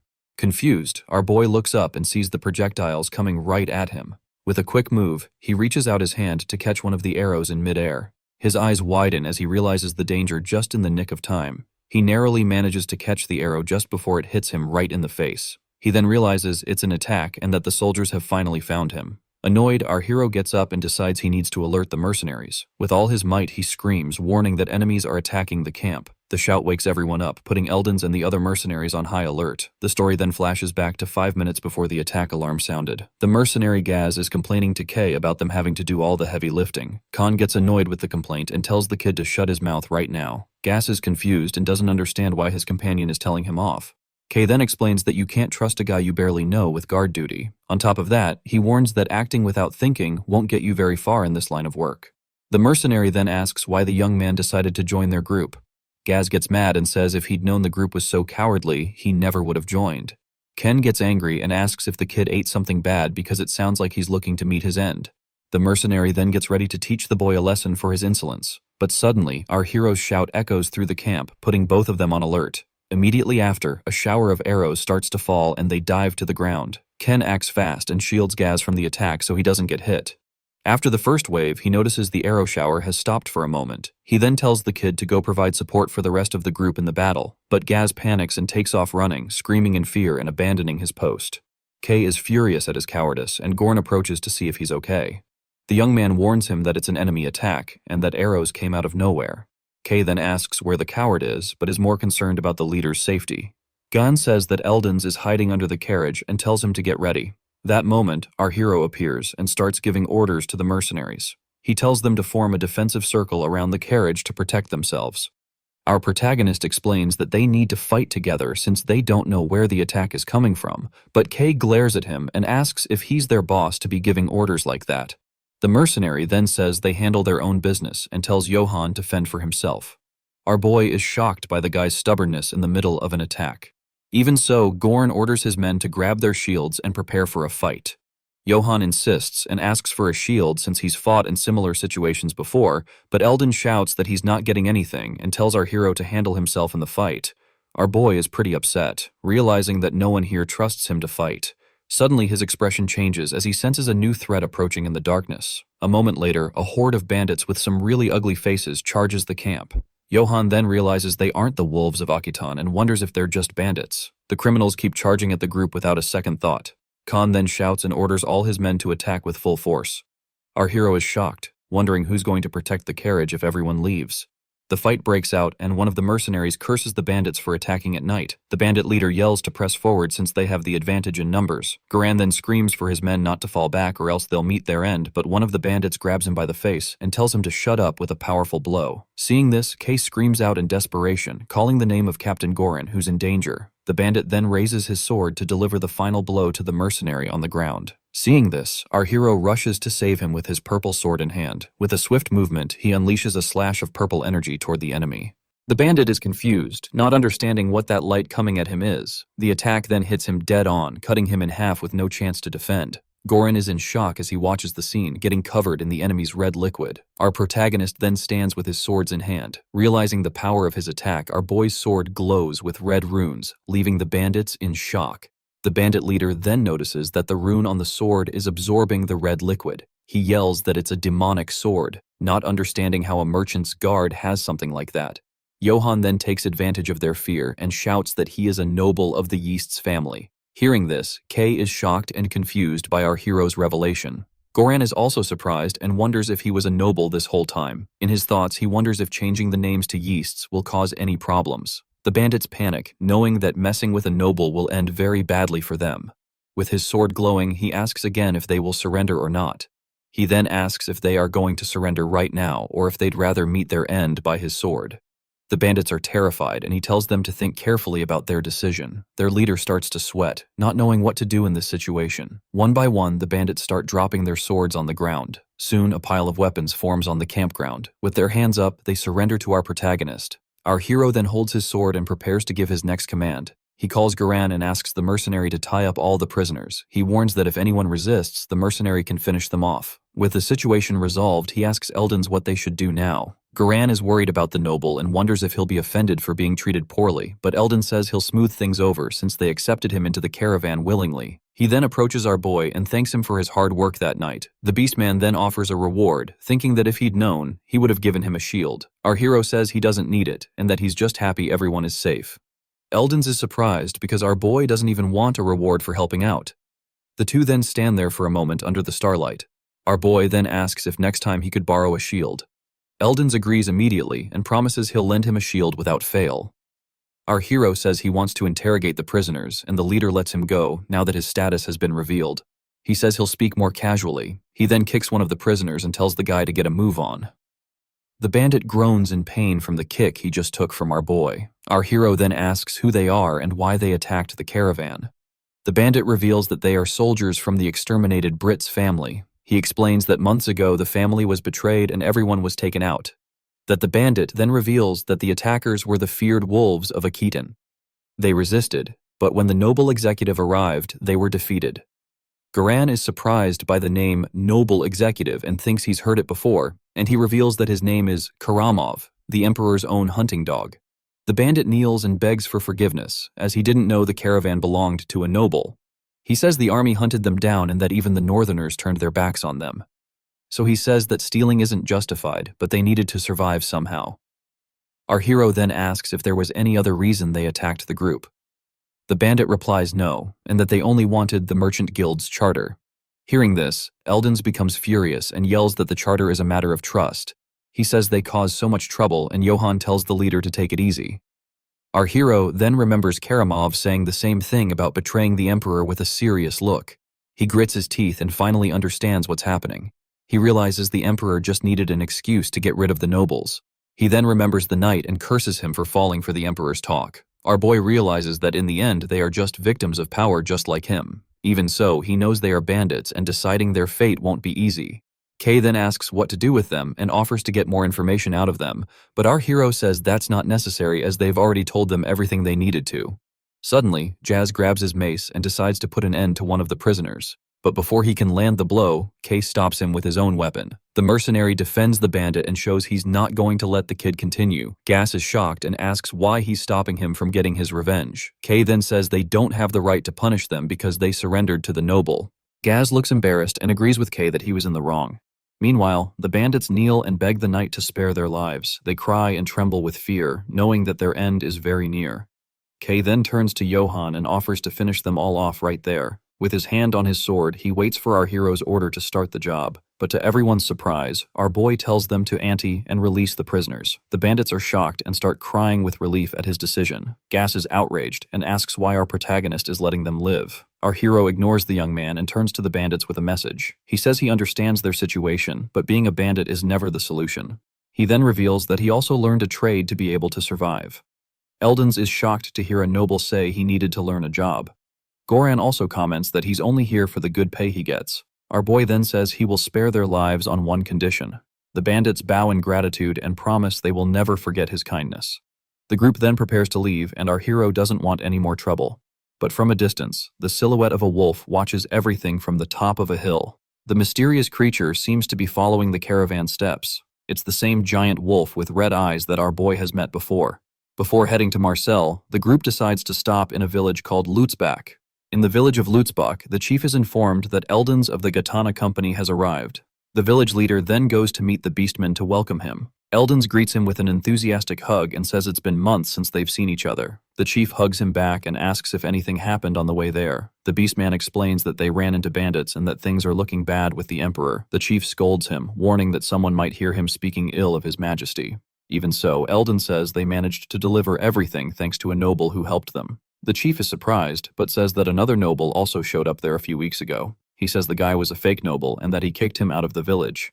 Eldon laughs and says his friend hasn't changed his habit of acting without thinking of the consequences, but he assures him that the noble accompanying them is different and very brave. The chief is shocked because the guy didn't even ask for a reward for his good deed. He then thinks that having a knight in the village would be a great help against the bandits. Besides, a real knight would be strong enough to take out an entire group. The chief then invites our hero to stay in the village for a few weeks. Eldons refuses the invitation, but the chief insists and the two start to argue. The beastman then realizes his friend is trying to steal his companion. The chief then changes the subject and asks where the noble knight is. Meanwhile, our hero is sitting under a tree looking very tired. He's starving and about to pass out from weakness. Goran then approaches our hero to talk to him about something. He holds out his hand and offers something to our protagonist. The mercenary hands him a bag of coins and says it's the bandits' money. He explains that they sold everything the bandits had and it brought in a good amount of cash. Our hero asks if they aren't going to take any, and Gore says it was all his doing. Our boy then thinks for a moment about what to do with all that money, but to everyone's surprise, he hands the money bad back to Goran. The mercenary doesn't understand and says the spoils are his by right. Our hero then says he took his share and shows just a few coins. He insists that it's okay, but in his mind he's crying over the lost money. Even so, he knows that staying with the group is better than facing the wolves alone. Goran is touched and says they fought together like true companions. Our boy then shows a single coin and thinks this will make the guy like him even more. With that, he says his goodbyes and gets ready to continue on his way.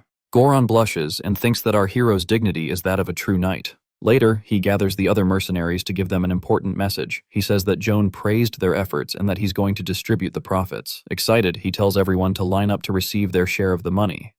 The mercenaries are shocked, unable to believe they're actually getting something. They then look at him confused.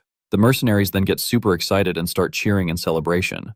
They raise their fists and shout our hero's name all through the village. Meanwhile, our boy is resting at a nearby inn. He finally manages to sleep in peace with his sword and a pretty funny-looking cap. But in the middle of the night, his room door starts to creak very slowly. And a moment later, the doorknob turns and the door opens carefully. Despite the noise, our hero keeps sleeping, completely unaware.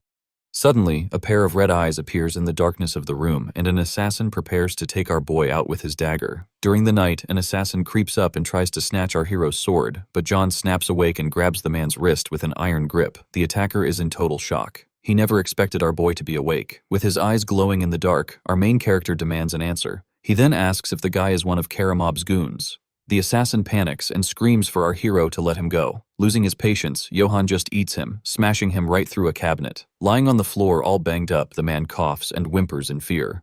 Our main character then walks over and steps on the attacker's leg. The man screams for help, realizing that Johan isn't your average human.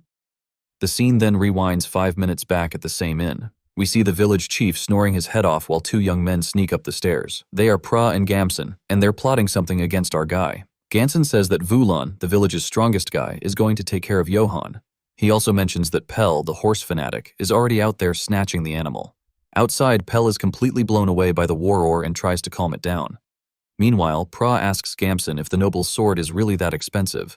Gamson then asks Pra if he's ever seen a sword that could slice a man clean in half. He claims he saw the weapon split an armored soldier in two, easy as pie, and he says the knight is nothing without his sword, but a loud crash startles them, sprawled on the floor.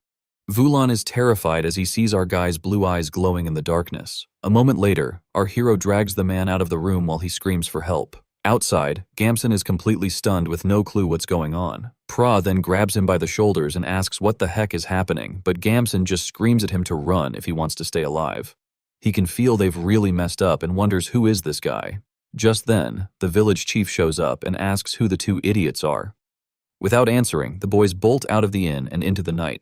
Outside, Pell is already waiting with the horses and says they finally made it. Gamson then yells at him to hurry up and get ready to flee.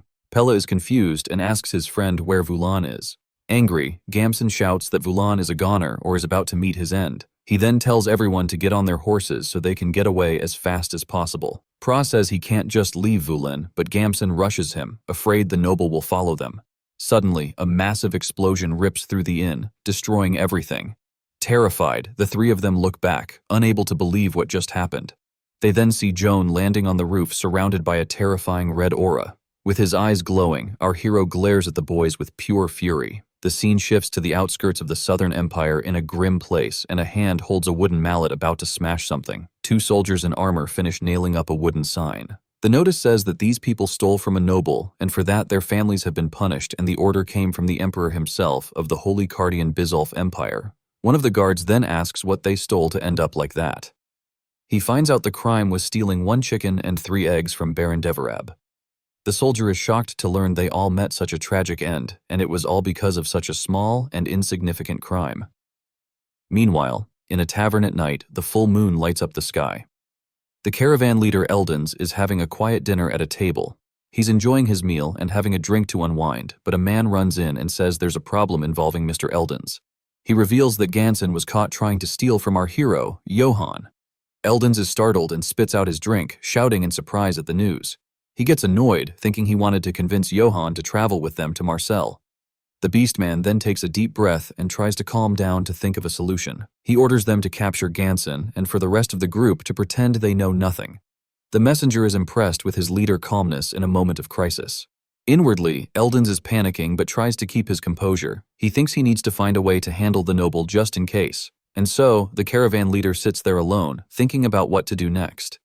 Under the full moon, a blue flag flutters atop a wooden house. Inside, the village chief is wrapping up a meeting with other villagers. Suddenly, a man rushes in and shouts that things have gotten ugly. He tells them those troublemakers caught trying to rob the noble. The chief becomes furious and calls the boys useless, slamming his hand on the table. The other villagers panic and ask what they should do. The chief orders them to gather gifts for the noble and to include a slave. With a serious look, he also tells them to prepare for the boy's execution. The boy's parents become desperate and say he can't do that. The chief then completely loses it and throws a chair at them, calling them idiots. He screams, asking if they've already forgotten the emperor's decree. With a determined look, he says they need to act before the noble does. The law states that anyone who covets a noble's property will have their tongue cut out, or they could be sentenced to hanging along with their entire family. The parents are terrified because entire families have been wiped out for this before. The chief explains that it happened just for asking for 1 chicken and 3 eggs. He then yells and asks what they think the noble is going to do now for offending a noble. He will surely want to punish everyone. One of the men suggests asking for help from Count Jaren, the owner of this territory. But the chief just laughs and says nobles only care about their little games of honor. The village chief then slams his fist on the table and screams for the villagers to wake up. With tears in her eyes, one of the boys' mothers cries in silence. The other villagers just hang their heads without saying a word. The chief then asks if they think he feels good about doing this. He says it's for the good of the village and asks them to accept his decision. That night, the villagers gather around a large tree. The 3 young men are kneeling and tied up, crying in fear. Our hero watches everything with a serious expression, his hands bandaged. He thinks to himself that the situation has blown up way more than he expected. He thought they were assassins, but they're just kids who wanted his expensive sword. Because of this, he decides he's going to keep the weapon hidden from now on. Our guy then decides he'll scare them a little, and then let them go, sitting there with his sword. He looks exhausted from all the chaos. The village chief approaches with a nervous smile and asks if he's okay. With a sour look on his face, our main character yells that he is now okay. He then asks if this is how they welcome guests in this village. The chief immediately throws himself on the ground and apologizes desperately. He says it's all his fault for not being able to control the idiots. Our hero then says the scare was enough and tells everyone to leave. And finally, he raises a simple sword as if to teach them a lesson. With wide eyes, our hero watches the scene in disbelief. The chief then yells that he will cleanse the noble's honor with his own hands. Our guy thinks that this lunatic is just making the whole situation worse, but the chief insists that whoever tarnished the noble's honor deserves to meet their end. With a cry of rage, the chief brings the dagger down with all his might. The boy's mother screams in despair, covering her face with her hands. However, the dagger is stopped by something and digs into the ground with a heavy impact. With a furious look, our guy asks if the chief didn't hear him. It turns out our hero grabbed the chief's hand and stopped the blow. The village chief is terrified by our main character's reaction. The other villagers are also startled by the noble's actions. The crowd of villagers watches the scene in silence under the moonlight. Our guy then stands up and yells, asking if everyone there has gone crazy. He says if they want them to pay for their crimes, they should pay with money.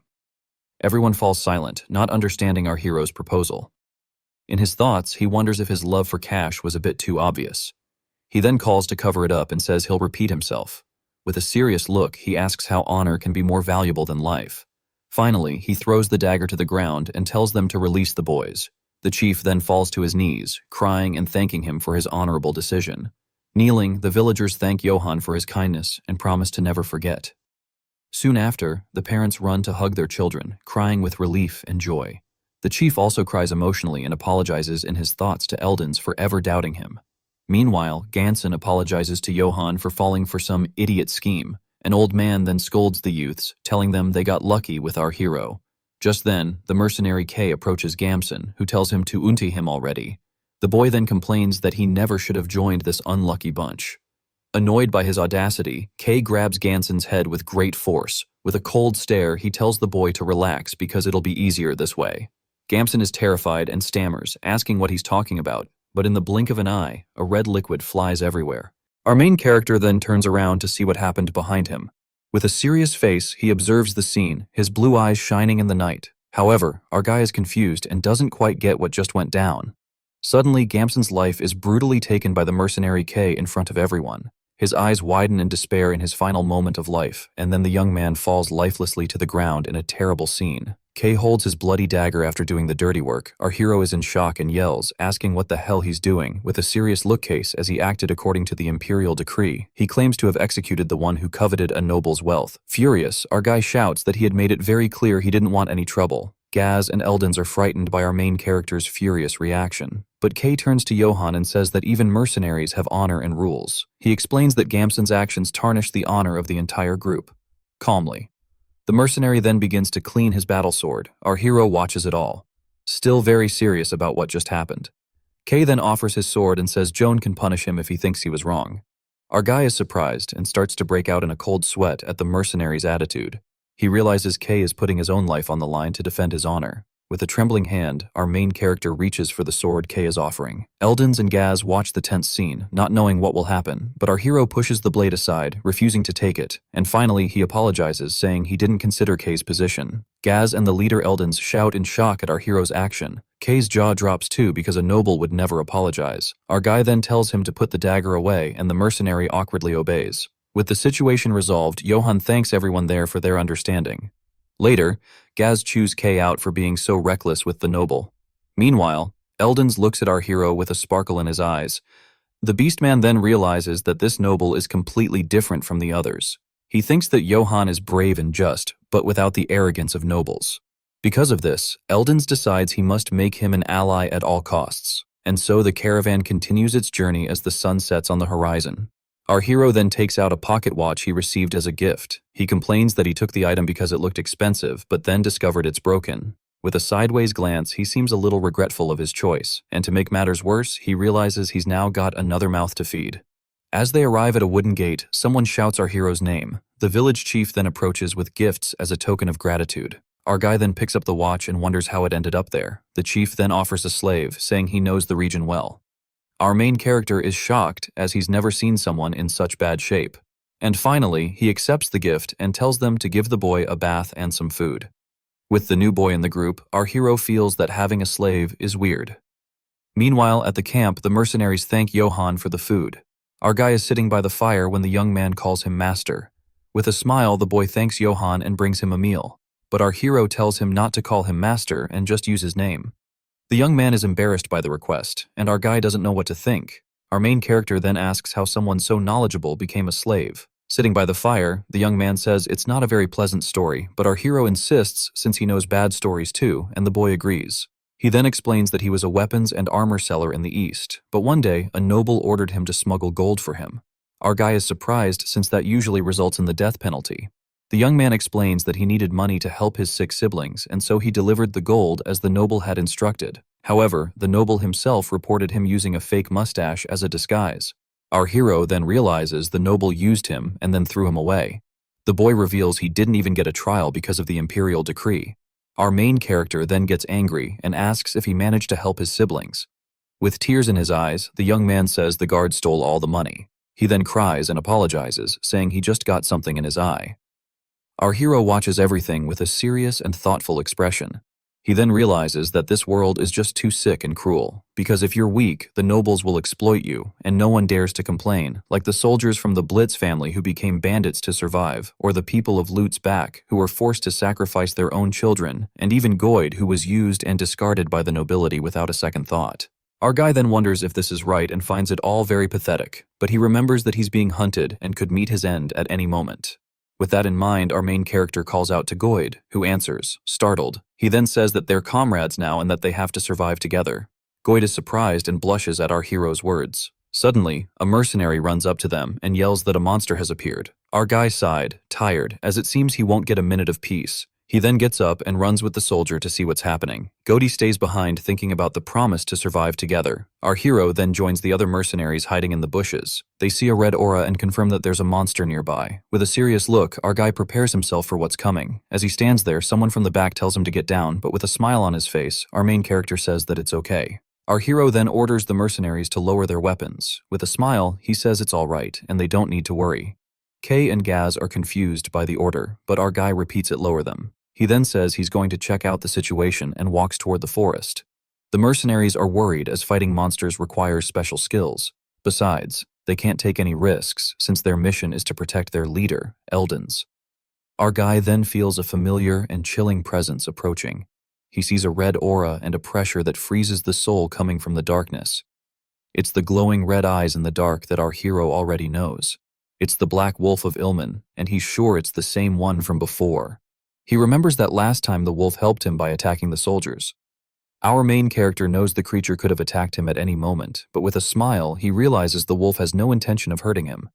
Our hero then tells the monster to stop hiding and show itself. With a snarl, the giant wolf emerges from the darkness with its red eyes. Our guy then thanks it for saving his life last time. The mercenaries are shocked and wonder if Johann is a monster tamer. The wolf then gets closer and starts sniffing our main character's face. The creature then begins to lick our hero in a very affectionate way. The mercenaries are left with their mouths wide open, not understanding a thing that's going on. Our hero then tells everyone not to be scared because the wolf isn't evil. He reveals that the creature is actually the Dawn's messenger. With an excited smile, the leader Eldens seems to recognize the name, but our guy is confused, not understanding what the beastman is talking about. Eldens then recounts an old song from the Eastern Empire to explain.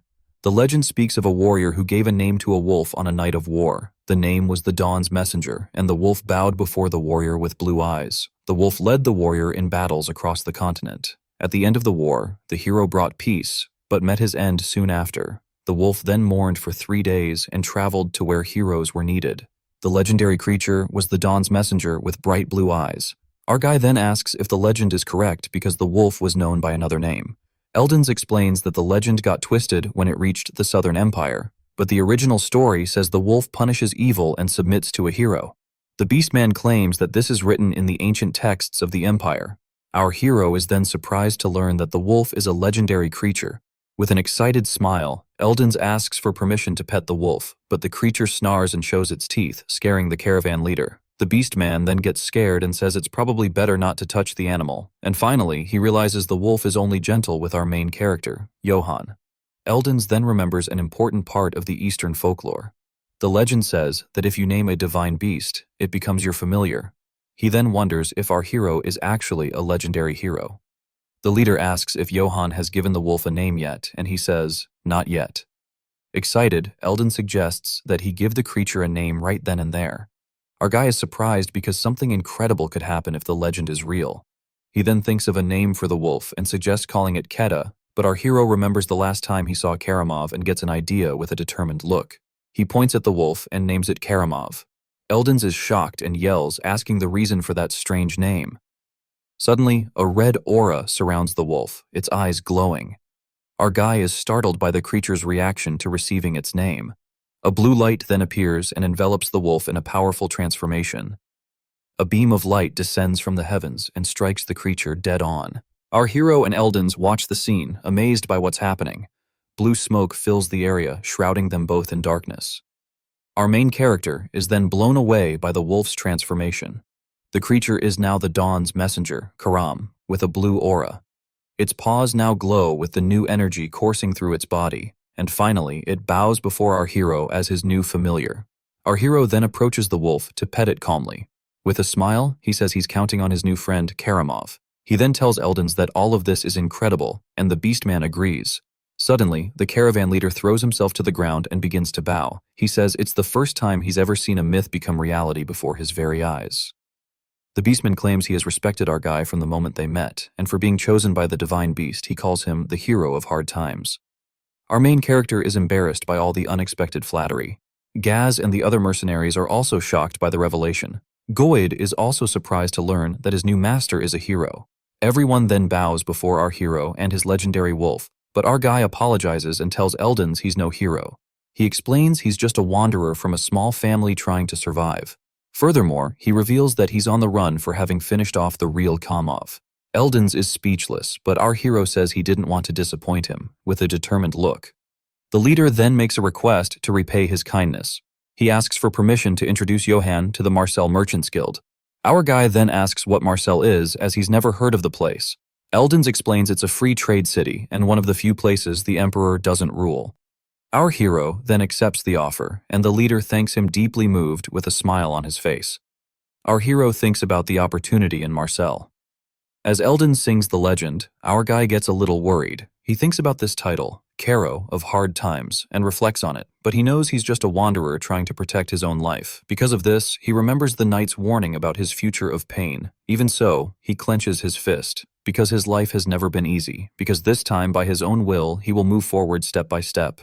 And with this newfound determination, they set off for the city of Marcel. After arriving in a new land, Johann was visibly astonished and exclaimed in disbelief, wondering whether this place was truly Marcel. Goiden was no less delighted, remarking with genuine emotion that he had never imagined he would be able to come there again. As Johann looked around at the surrounding scenery, he silently thought that since he was already in the city of merchants, he should do some shopping first. At that moment, Karamov happily barked a few times in a playful manner. Johann, seemingly intrigued, called out to it curiously and asked what it was doing. A nearby shop owner also bent down cheerfully, stroking Karamov's head while laughing and commenting that it was extremely cute, even offering it something to try. Seeing this, Johann paused for a moment and reminded himself inwardly that, in other people's eyes, Karamov was merely a cute puppy, for now, at least. The scene then shifted to the previous day, one day before entering Marcel. Johann gazed at Karamov with a contemplative expression. After a short while, he lifted his head and called Karamov's name. Sitting down, he gestured with both hands as he gently explained that perhaps things would be fine if Karamov were a tiny puppy, but if a monster like it entered the city, it would surely cause panic. Therefore, he asked whether Karamov could wait outside the city. Understanding his words, Karamov responded with a low growl before suddenly releasing a surge of power that enveloped its body. To Johann's astonishment, Karamov's form began to change. Moments later, it had completely transformed into an adorable little puppy. Karamov then looked up at Johann as if expecting praise and barked triumphantly. Witnessing this sight, Johann could not hide his confusion and exclaimed in shock, questioning whether Karamov had actually shrunk and wondering if this was one of the holy beast's abilities. Goiden, unable to restrain himself, rushed over and hugged Karamov tightly, marveling at how unbelievably cute it was. Johann, now free of his worries, let out a relieved sigh and remarked that at that size, there should not be any problems after all. Meanwhile, Goiden continued playing affectionately with Karamov. Returning to the present, the surrounding townspeople gathered around Johann, expressing their amazement at how adorable and unique the puppy looked, even speculating whether it was an imported pet. Goiden awkwardly smiled while holding Karamov and apologized, explaining that it was a bit ill-mannered. The shop owner casually replied that it was perfectly fine. Johann, however, grew increasingly uneasy, thinking that drawing attention to himself would not benefit him at all and that he should leave quickly, especially since he was currently on the run. While he was still lost in thought, Goiden called out to him from behind, addressing him as Lord Johann. With sparkling eyes and great enthusiasm, Goiden proposed that if Johann purchased a large bag for carrying items, along with some oil and vinegar, he would take responsibility for equipment maintenance from then on. Hearing this, Johann reacted with mild surprise. Realizing aloud that Goiden had once been an arms merchant, he then spread his hands and admitted that he only had 4 silver coins, questioning whether it was really possible to buy everything they needed. Goiden froze for a brief moment but quickly accepted the coins, confidently taking on the responsibility and telling Johann to leave it to him. With shining eyes, he firmly stated that he could handle everything using just 1 silver coin. Johann immediately laughed and told him not to push himself too hard, inwardly mocking the idea of accomplishing anything with a single silver coin. However, events unfolded far differently than Johann had expected. 50 minutes later, a fully packed backpack was thrown onto the ground. Goiden cheerfully wiped the sweat from his forehead and said with relief that it should be enough. Johann, standing nearby, was left utterly stunned, unable to believe that Goiden had truly managed everything with just 1 silver coin. Johann recalled the sequence of events that had just occurred. First, he had purchased his tactical bag along with a large supply backpack for Goiden, making item storage much more convenient. Everything had gone smoothly. As for the completely smashed helmet, Goiden had used his incredible gift of persuasion to sell it at a very high price and even received a mace for free. As a result, Johann no longer needed to rely on the seal retriever unless absolutely necessary. On top of that, after buying vinegar and oil for equipment maintenance, along with all the other supplies, they had even received copper coins as change. Johann began calculating everything in his mind and found it strangely unbelievable.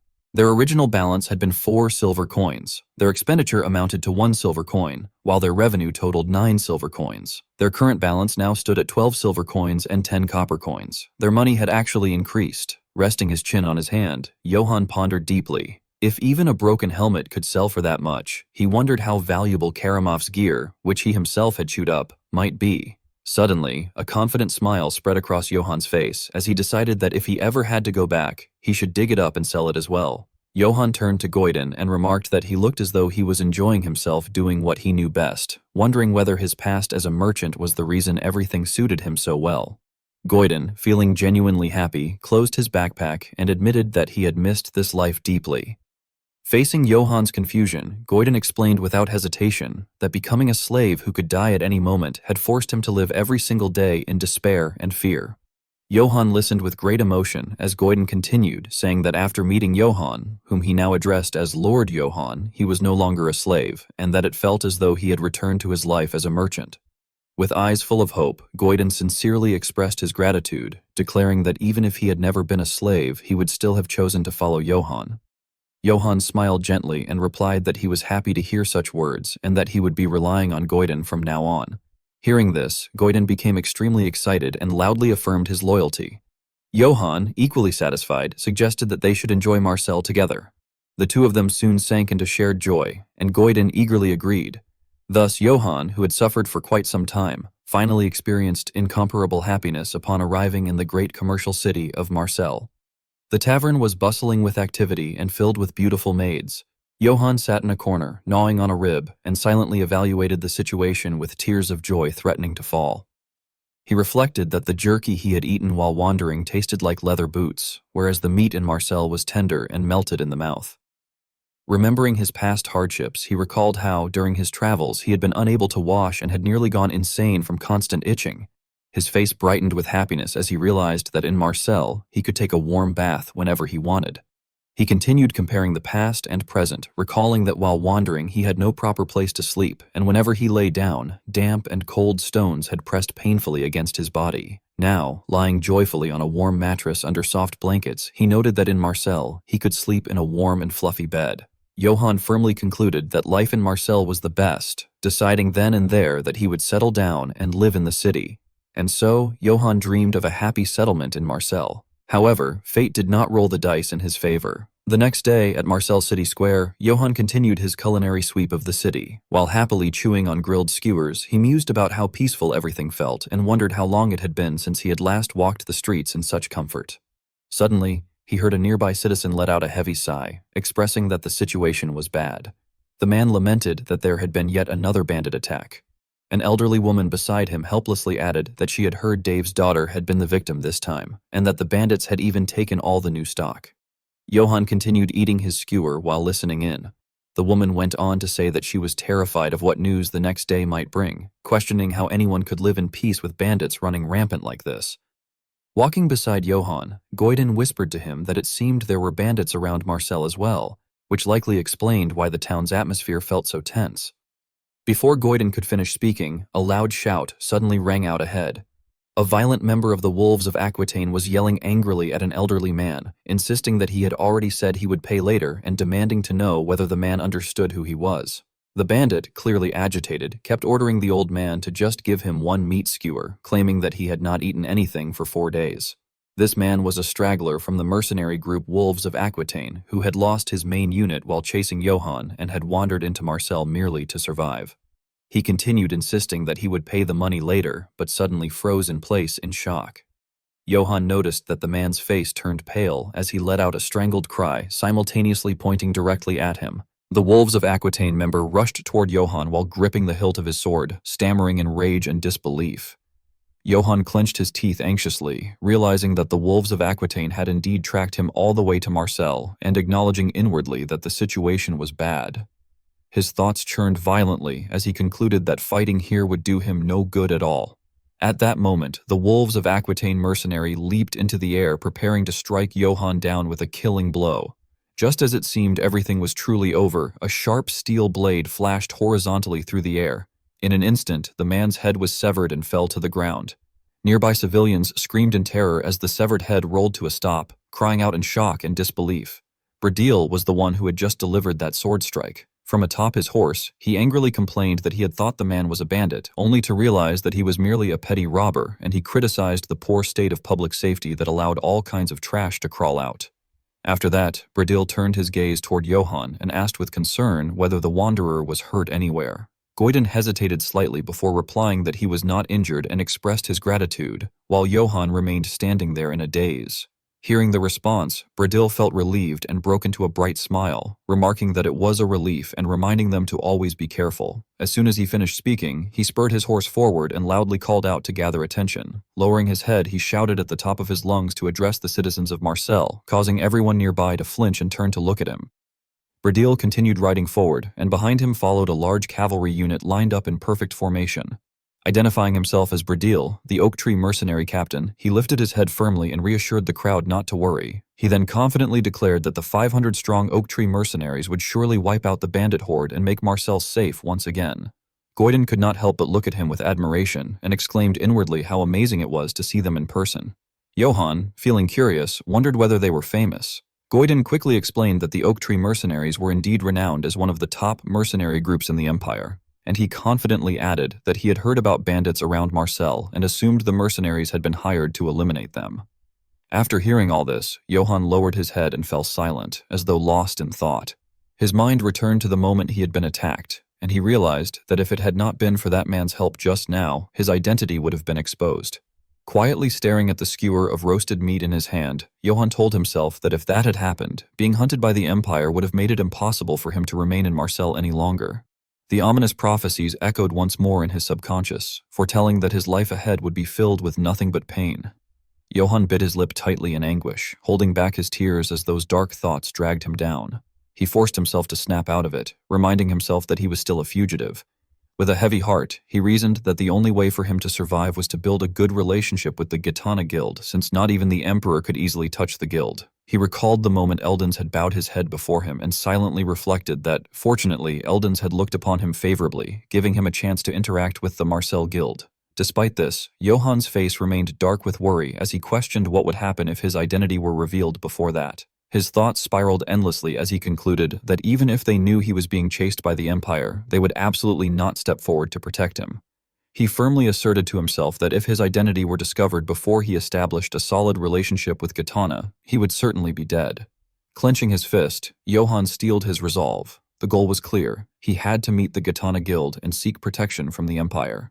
His eyes shone with unprecedented determination as he resolved that until he built trust with the guild, his identity must never be revealed. At that moment, a voice called out to him from behind. A flag fluttered overhead as a woman respectfully bowed and introduced herself as Ivelka, the exclusive maid of the Gitana Guild. She went on to explain that she had heard of Johann's impressive exploits through Lord Eldans, and that the guild wished to form a deep connection with him, or possibly with his family. Lifting her head with a warm smile, she politely invited him to accompany her to the Gitana Guild. After receiving Ivelka's proposal, Johann agreed to move to the Gitana Merchant Group's Marseille branch. Goiden, despite carrying numerous items on his back, kindly sat down and called out to Karamov, telling it to give him its paw. Karamov happily gnawed on his finger while growling playfully, prompting Goiden to laugh and protest for it to stop biting him. The scene then shifted to the interior of a dimly lit room, where Johann sat tensely on a sofa, waiting. Pressing his lips together, he anxiously thought to himself that he had finally made it to the merchant group, a place that represented his best chance to turn things around, and he sincerely hoped that everything would go according to plan. While Johann was still lost in thought, someone approached from behind and addressed him, stating that he must be Sir Johann, and mentioning that they had heard quite a lot about him from Sir Eldens. The woman slowly stepped closer and expressed that it was an honor to officially meet him. She then bowed politely and introduced herself as Ion, the branch manager of the Gitana Merchant Group in Marseille. Raising her head with a friendly smile, Ion remarked that it was a pleasure. Johann hurriedly stood up and politely introduced himself as Johann of the Eights family, adding that the pleasure was all his. Ion cheerfully agreed and gestured for them to have some tea while discussing the details. Johann immediately accepted the suggestion, saying that it sounded like a plan. Once the hot tea was served, Ion happily explained that it was a trade good imported from the Mediterranean region and expressed her hope that it would suit Johann's palate. Holding the cup, Johann felt puzzled and wondered inwardly why it was clearly coffee, yet he maintained proper etiquette and thanked her, saying he would enjoy it. After taking a sip, he offered his observation that the aroma was quite striking and deduced that it was a tea brewed from roasted fruit seeds. Upon hearing this, Iona was delighted and firmly affirmed that Johann had assessed the situation precisely, praising his sharp eye and remarking that it was rare for someone to recognize it so easily. She then smoothly changed the subject and suggested that they move on to business. Speaking frankly, Iona stated that her group believed they already had a good understanding of why Sir Johann had come to them. The moment Johann heard this, he was so shocked that he spat out the tea he had just taken a sip of. He froze, inwardly panicking as he wondered whether they had already discovered that he was being pursued by the Emperor. Across from him, Iona continued to explain that the true reason for his visit was something else entirely. Frowning with visible intensity, she declared that Johann must surely harbor a grand ambition deep in his heart. This conclusion was completely unexpected for Johann. He straightened up in confusion, utterly baffled. Meanwhile, Iona's calm voice continued, explaining that she had heard many stories from Sir Eldon's, stories of how Johann had protected the innocent and shown mercy even to enemies who had surrendered. With sincerity, she questioned why a man like him would come to Marcel, a place crawling with bandits, and expressed that she could see Johann's ambition to save Marcel with his own two hands. Feeling overwhelmed, Johann clutched his head helplessly, thinking to himself that he had no idea what she was talking about, but decided it would be best to play along for the moment. He then sighed and outwardly admitted that she had seen right through him. Iona responded with a warm, understanding smile, remarking that ambition was not a bad thing at all, but rather a virtue for those worthy of it. Her expression suddenly darkened as she leaned closer to Johann and whispered that the Gitana merchant group loved to support the ambitions of those who truly had what it took. Johann immediately sensed the true nature of the situation and inwardly exclaimed that this was exactly what he had been waiting for, the unmistakable scent of a deal. Extending her hand, Iona continued by adding that, if Johann was interested, she could even introduce him to the governor of Marcel. This condition caused Johann's resolve to waver. He lifted his head in shock, realizing that the governor was essentially the city's mayor, and that this meant he could gain not only the backing of the merchant group, but also the mayor himself. Excitement surged within him as he calculated that, if that happened, even the emperor's grandfather would find it a tremendous headache to lay a hand on him. He concluded inwardly that he had to accept this deal, no matter what. Letting out a hearty laugh, Johann expressed his appreciation for the offer, but asked cautiously if he could know exactly what this so-called sponsorship entailed. Iona answered with complete confidence, explaining that sponsorship from the Gitana merchant group meant access to every service they provided, including restaurants, inns, and even entertainment, all enjoyed under the name of Gitana. She added playfully that, of course, if Johann became too greedy, they would have no choice but to cut him off. After a brief pause, she raised a finger and stated that there was, however, one condition. Turning serious, Iona declared that Johann must promise them a single thing. Whenever the Gitana merchant group had need of him, he would fight under their banner. Johann, equally serious now, asked whether that meant they wanted him to deal with the bandits threatening the town. Iona quickly denied this and clarified that the Oak mercenary group had already been dispatched to handle the bandits. She explained that they had something else in mind for him. Proceeding with great caution, Johann asked what this something else was. In response, Iona smiled meaningfully and confidently tapped her temple as she explained that recently the number of shopkeepers acting against the Gitana merchant group had been increasing. These shopkeepers claimed that Gitana was monopolizing the market, and as their complaints grew louder, they had become an increasingly troublesome nuisance. A frightening glint flashed across Iona's face as she stated that they wanted Johann to eliminate those disgruntled shopkeepers, and, if possible, their children as well, adding coldly that this was their only condition. Fixing Johann with an intense, piercing stare, she asked whether he accepted their proposal. Johann sat there with his arms crossed, thinking for a long time. His lips pressed tightly together and his eyes lowered, as though he were wrestling with an extremely important decision. By the time the conversation ended, the sun was already beginning to set. With a darkened expression, Johann left the Marcel branch of the Gitana merchant group. The moment Goidan saw him, he stood up cheerfully and asked whether Johann was back and if the meeting with the merchant group had gone well. Johann stood there silently, saying nothing. Growing uneasy, Goidan called out to him once more, addressing him again in concern. At that very moment, Johann suddenly broke into a smile. Overflowing with excitement, he enthusiastically declared to Goidan that they should go and live the high life together. This abrupt shift in his attitude left Goidan completely stunned, as he blankly wondered what Johann meant by living the high life. To clarify the reason behind Johann's sudden change, the narration returned to an earlier moment, 1 hour prior. At that time, Johann had responded to Iona by firmly declining her proposal. He explained that in a massive city like this, it was only natural for people to complain about distribution monopolies. However, he hesitated briefly before bowing his head and expressing his deep unease, stating that killing people instead of resolving matters through dialogue, especially involving children, was something he could not accept. Johann then resolutely declared that he would not kill innocent people for such a reason and insisted that the deal should be treated as if it had never happened. Upon hearing his answer, Iona's expression darkened noticeably. She stared at Johann in silence, while he met her gaze with equal determination. Moments later, she suddenly smiled. Iona then congratulated Johann, stating that he had passed. This unexpected reaction left Johann bewildered, prompting him to wonder what she meant. Iona nodded and explained that the entire situation had been a test to determine whether Johann was truly worthy of their support. She addressed him as a righteous knight and politely asked for forgiveness for her rudeness. Still somewhat flustered, Johann quickly asked about the alleged monopoly and the complaints surrounding it. With a cheerful smile, Iona clarified that the Getana merchant group had never monopolized distribution, nor had they earned resentment from local shops. On the contrary, she explained that the group provided high-quality goods at fair market prices and was actually quite popular among merchants. She added that Johann had no idea how many other groups were secretly skimming profits behind the scenes. Once again, Iona brought up the condition she had mentioned earlier, clarifying that she was not asking Johann to rush into a war zone immediately. She honestly explained that since the Oak mercenary group was already out hunting bandits, Johann could, for the time being, simply relax and enjoy Gitana's hospitality. After laying everything out, Iona smiled brightly and extended her hand, asking Johann whether he would join hands with her. Having fully understood the situation, Johann smiled gently and eagerly reached out in response, agreeing to the partnership. The two clasped hands in what felt like a solemn promise, invoking the grace of St. Luark and expressing hope that their alliance would be mutually beneficial. Returning to the present, Goiden was still visibly confused and asked what Johann actually meant by living the high life. Johann, whose cheeks had flushed red with happiness, explained enthusiastically that living the high life meant going out to eat something incredibly expensive. On the Gitana merchant group's tab, no less. Hearing this, Goiden smiled brightly and asked if everything had gone well. Walking ahead with excitement, Johann replied that it had gone perfectly and proudly announced that he had finally secured sponsorship from the merchant group. Goiden became just as excited and congratulated him enthusiastically, to which Johann responded with sincere thanks. Johann then lifted his gaze toward the distance and reflected silently that being sponsored the moment he stepped into Marseille meant everything was falling perfectly into place.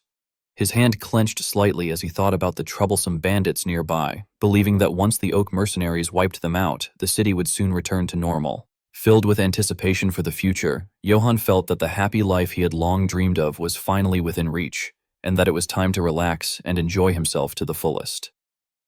Suddenly, as the two were moving along, a piercing scream rang out. Nearby, a massive fly hovered over the scene where an unconscious person lay on the ground with blood flowing from their eyes, nose, and mouth. Flies swarmed around the body, and terrified citizens gathered around the horrific sight. Upon witnessing the scene, Johann was deeply shaken. Staring blankly at the bodies piled together, he wondered in disbelief why there were corpses in a place like this. At that moment, someone called out to him. It was Goran, who approached and greeted him. Johann turned toward him in mild surprise and asked whether Goran knew what was happening. Goran looked toward the bodies and spoke sorrowfully, explaining that the bandits around Marseille had become increasingly depraved. He stated that they had been murdering the families of the city's merchants and dumping their bodies like this, effectively holding the city of Marseille hostage. On the other side, the corpses clearly showed signs of brutal torture, with fresh blood pooling beneath them. Another scream echoed through the crowd, startling Johann. The citizens began shouting in anger, expressing that the bandit situation had not been resolved at all and that the city of Marseille needed to be held responsible for what had happened. Another person voiced deep concern, saying that they had heard rumors claiming that the emperor himself was instigating the bandits, an idea they found utterly insane. One after another, people took turns shouting, insisting that there was no way the emperor would do such a thing unless he had completely lost his sanity. Someone snapped back, demanding that such words be watched, while others fiercely defended the emperor's dignity, arguing that His Majesty would never stoop to something so disgraceful. The situation quickly descended into utter chaos as heated arguments erupted everywhere. Some dismissed the emperor's authority outright, accusing him of clearly targeting Marseille, while others furiously condemned such statements as blasphemy and demanded silence. Certain voices even claimed that God would surely strike down an impious emperor, only to be shouted down by others who questioned whether a senile ruler could possibly maintain power and accused their opponents of daring to defy the Holy Empire itself. Standing amid the uproar, Johann bit his lip in irritation. He bitterly lamented to himself that the peaceful life he had finally found in Marseille was being completely ruined by these bandits. Grinding his teeth, he cursed inwardly, wondering what those mercenary bastards were even doing. Inside the Marseille branch of the Ghetana merchant group, urgent knocking echoed through the halls. Ivelka rushed inside to report, apologetically addressing Iona and stating that a serious problem had arisen. Iona, clutching her aching forehead, replied that if the issue concerned the bodies sent by the bandits, she was already aware of it, and she demanded to know what on earth the Oak mercenary group was doing. Ivelka hesitated before responding, clearly tense, and then revealed that all contact with the Oak mercenary group had been completely lost. This revelation stunned Iona, leaving her frozen as she questioned how such a thing could possibly happen. Ivelka quickly explained that the previous day, the body of a messenger had been discovered in the forest near Marseille, and that the condition of the corpse had been truly horrific. After hearing this, Iona lowered her head, her expression darkening as she fell into deep thought. Gritting her teeth, she told herself that the Oak mercenary group possessed military power comparable to a fortress, and that there was no way one of the Empire's top mercenary forces could be wiped out by mere bandits. Suddenly she leapt to her feet in anger, slammed the desk, and shouted Ivelka's name. Startled, Ivelka immediately responded in fear. Iona, visibly tense, ordered her to bring Master Swetelga, known as the Mage of the Iphael River, explaining that she needed to confirm through his prophecy whether the mercenary group had truly been annihilated. The scene shifted to the Iphael River, where clear blue water cascaded down from above. An elderly man extended his hand into the flowing water, sensing its chill as he murmured thoughtfully that he could see clearly now. He remarked that Ghetana was searching in the wrong direction, asserting that looking for the Oak mercenary group would not change anything. Upon seeing Johann's face reflected below, the old man suddenly laughed, stating that the man who had killed the Emperor's hound and fled was now attempting to hide within Marcel's wealth. His expression darkened as he firmly declared that things would not proceed according to Johann's plans. Back at the Ghetana Trading Company's Marseille branch, the atmosphere was heavy and oppressive. The door creaked open as Lord Swetelga entered, clearing his throat. His sudden appearance caused Ivelka to blurt out in surprise before she hurriedly welcomed him, expressing her gratitude for answering Ghetana's request. Lord Swetelga, however, cast her a dark glance and questioned how she could claim to be thankful after sending someone who drove the carriage like a madman, remarking that he had nearly broken his back. Terrified, Ivelka immediately apologized profusely. She then turned to announce that she would go fetch Lady Iona, only for Lord Swetelga to stop her, saying it was unnecessary. Confused, Ivelka asked for clarification, prompting Lord Swetelga to explain that if the matter had truly been urgent, Iona would have come herself. Ivelka stood frozen in awkward silence, unsure how to respond. As she seemed about to speak, Lord Swetelga sternly warned her not to make him repeat himself.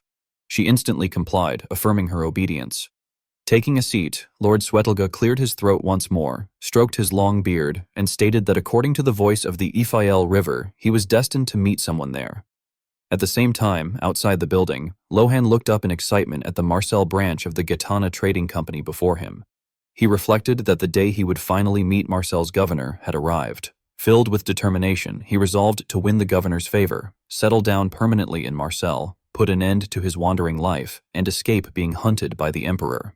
He proudly acknowledged to himself that he had made it to the second round of an interview at a major corporation. Throughout the long corridor, only Lohan's footsteps echoed. As he walked, he muttered to himself with a hint of excitement, wondering what the governor might like and thinking that perhaps he should have asked Ion beforehand. Suddenly Karamov came to an abrupt halt and let out a low growl. Finding this strange, Lohan asked what was wrong with him. At that moment he realized that Lord Swetelga was standing right in front of them. Stroking his beard, the old man calmly remarked that the name Karamov did not seem fitting for a divine beast. Seeing Lord Swetelga before him, Johann could not help but feel tense. Inwardly, he questioned how this old man could possibly know that Karamov was a divine beast. Without hesitation, Johann directly asked who the man was. Lord Swetelga paused briefly before replying that it seemed Johann did not know him. He then introduced himself straightforwardly, stating that his name was Swetelga and that he was the sage of the Iphael River, repeating the title as if to emphasize it. Johann narrowed his eyes slightly and expressed his doubt, murmuring about the word sage. Seemingly understanding Johann's hesitation, Swetelga summarized it simply by saying that he was a mage. Only then did realization dawn on Johann. He reacted in astonishment, his face flushing with excitement as he recalled that this world truly had magic. Growing more animated, he exclaimed to himself that although he had come to meet the governor, he had unexpectedly encountered a mage as well, and that big cities were indeed different. Johann then rushed forward and hugged Swetelga tightly, expressing that it was an honor to meet him and confessing that he had always wanted to meet a mage at least once in his life. Those words made Swetelga blush deeply. Embarrassed, he awkwardly asked if that was really so, but then hesitantly pointed out that for someone being hunted by the Emperor, Johann seemed to be doing rather well. Johann instantly froze in place, his eyes widening in shock as he asked how Swetelga knew about that. Calmly stroking his long beard, Swetelga explained that it was through magic, specifically through the mystery of the Iphael River. He stated that through the river he was able to see both the past and the future. At that point, Johann could no longer remain cheerful. With a serious expression, he asked whether Swetelga intended to report him to the Emperor. Looking straight at Johann, Swetelga calmly asked why he would do such a thing. Johann was deeply shaken by this response, his eyes filled with confusion. Turning slightly, Swetelga explained that Johann should consider who he truly was. He described himself as one who knew the secrets of the Iphael River, a seeker of mysteries within the laws of nature, and declared that he had no interest whatsoever in the petty political struggles of the secular world. He firmly stated that only the voice of the Iphael River moved him. Johann began to feel curious about that place and silently repeated the name of the Iphael River in his mind. Swetelga glanced at him and continued, adding that if he had intended to report Johann, he would have done so quietly and questioned why he would openly mention it right in front of him otherwise. Only then was Johann able to breathe a sigh of relief. Smiling faintly to reassure himself, he admitted inwardly that Swetelga was right. Regaining his composure in an instant, Johann suddenly grabbed Swetelga's hand and earnestly asked if he could hear about magic from him and whether that would be acceptable. Caught off guard and still embarrassed, Swetelga let out a confused sound. Looking into Johann's eyes, which were overflowing with excitement, he could not help but feel puzzled, wondering what was wrong with this man and thinking that a normal knight should have behaved very differently. He recalled how people in the past had looked down on him, mocking mages as cowardly scholars who knew nothing of honor in battle and spent their days muttering eerie nonsense. Returning to the present, Swetelga suddenly realized that this must be the reason why he was so confused. He could not understand why this knight was lighting up with excitement over magic. Johann continued pressing eagerly, asking how magic was used and whether even an ordinary person like himself could use it. Faced with such enthusiasm, Swetelga grew unaccustomed and hesitated awkwardly. In contrast, Johann had already begun plotting for his own future, thinking that this was his chance to learn magic and become a magic swordsman, and believing that if he achieved that, his chances of survival would surely increase. Swetelga took a small step back and stroked his beard to calm himself before finally agreeing. He stated that their meeting was a matter of fate and that it was not as though he could not tell Johann about magic. Johann looked up with a hint of disappointment and let out a small sound of reaction. Swetelga then continued, adding that teaching him outright for free would be too boring. He proposed that if Johann managed to win even a single round in a game against him, he would teach him magic. Still somewhat dazed, Johann reacted with mild dismay before lifting his head in confusion and asking what kind of game Swetelga meant, wondering if it was chess and suggesting whether they could do something else instead, such as arm wrestling. In Johann's imagination, he could easily defeat Swetelga in an arm wrestling match, and he even envisioned himself shouting triumphantly. At the same time, a reminder surfaced in his mind, warning him not to use his strength against the elderly or the weak. Hearing this, Swetelga could not help but laugh, remarking that arm wrestling would obviously give Johann the advantage, though he clarified that he was not referring to chess and instructed Johann to follow him instead. As he turned and walked away, Swetelga confidently stated that although the game of kings was entertaining, it could not compare to the game of gods. Johann followed behind with growing unease, silently wondering what the so-called game of gods might be. Swetelga then produced a go board and placed 2 small containers on the table. Johann, overwhelmed with tension, nearly cried out as he realized what it was. Upon seeing several stones already placed on the board, he immediately recognized that it was Go. Noticing Johann frozen in place, Swetelga told him to sit down for the time being. Stroking his chin, Swetelga asked whether it looked complicated and reassured him not to worry, promising to go easy on him. On the other hand, Johann reassured himself internally that luck was once again on his side. He recalled his past with pride, remembering that he had once won a 4th Dan Go tournament. With a confident smile, he convinced himself that he could win. As he picked up a handful of stones, he admitted to himself that he did not know how skilled the old man truly was, but he firmly resolved that he would defeat him. Across from him, Swetelga began the match by announcing that he would start with an easy move. Johann, full of confidence, told himself that victory was certain. He responded politely, expressing his thanks in advance.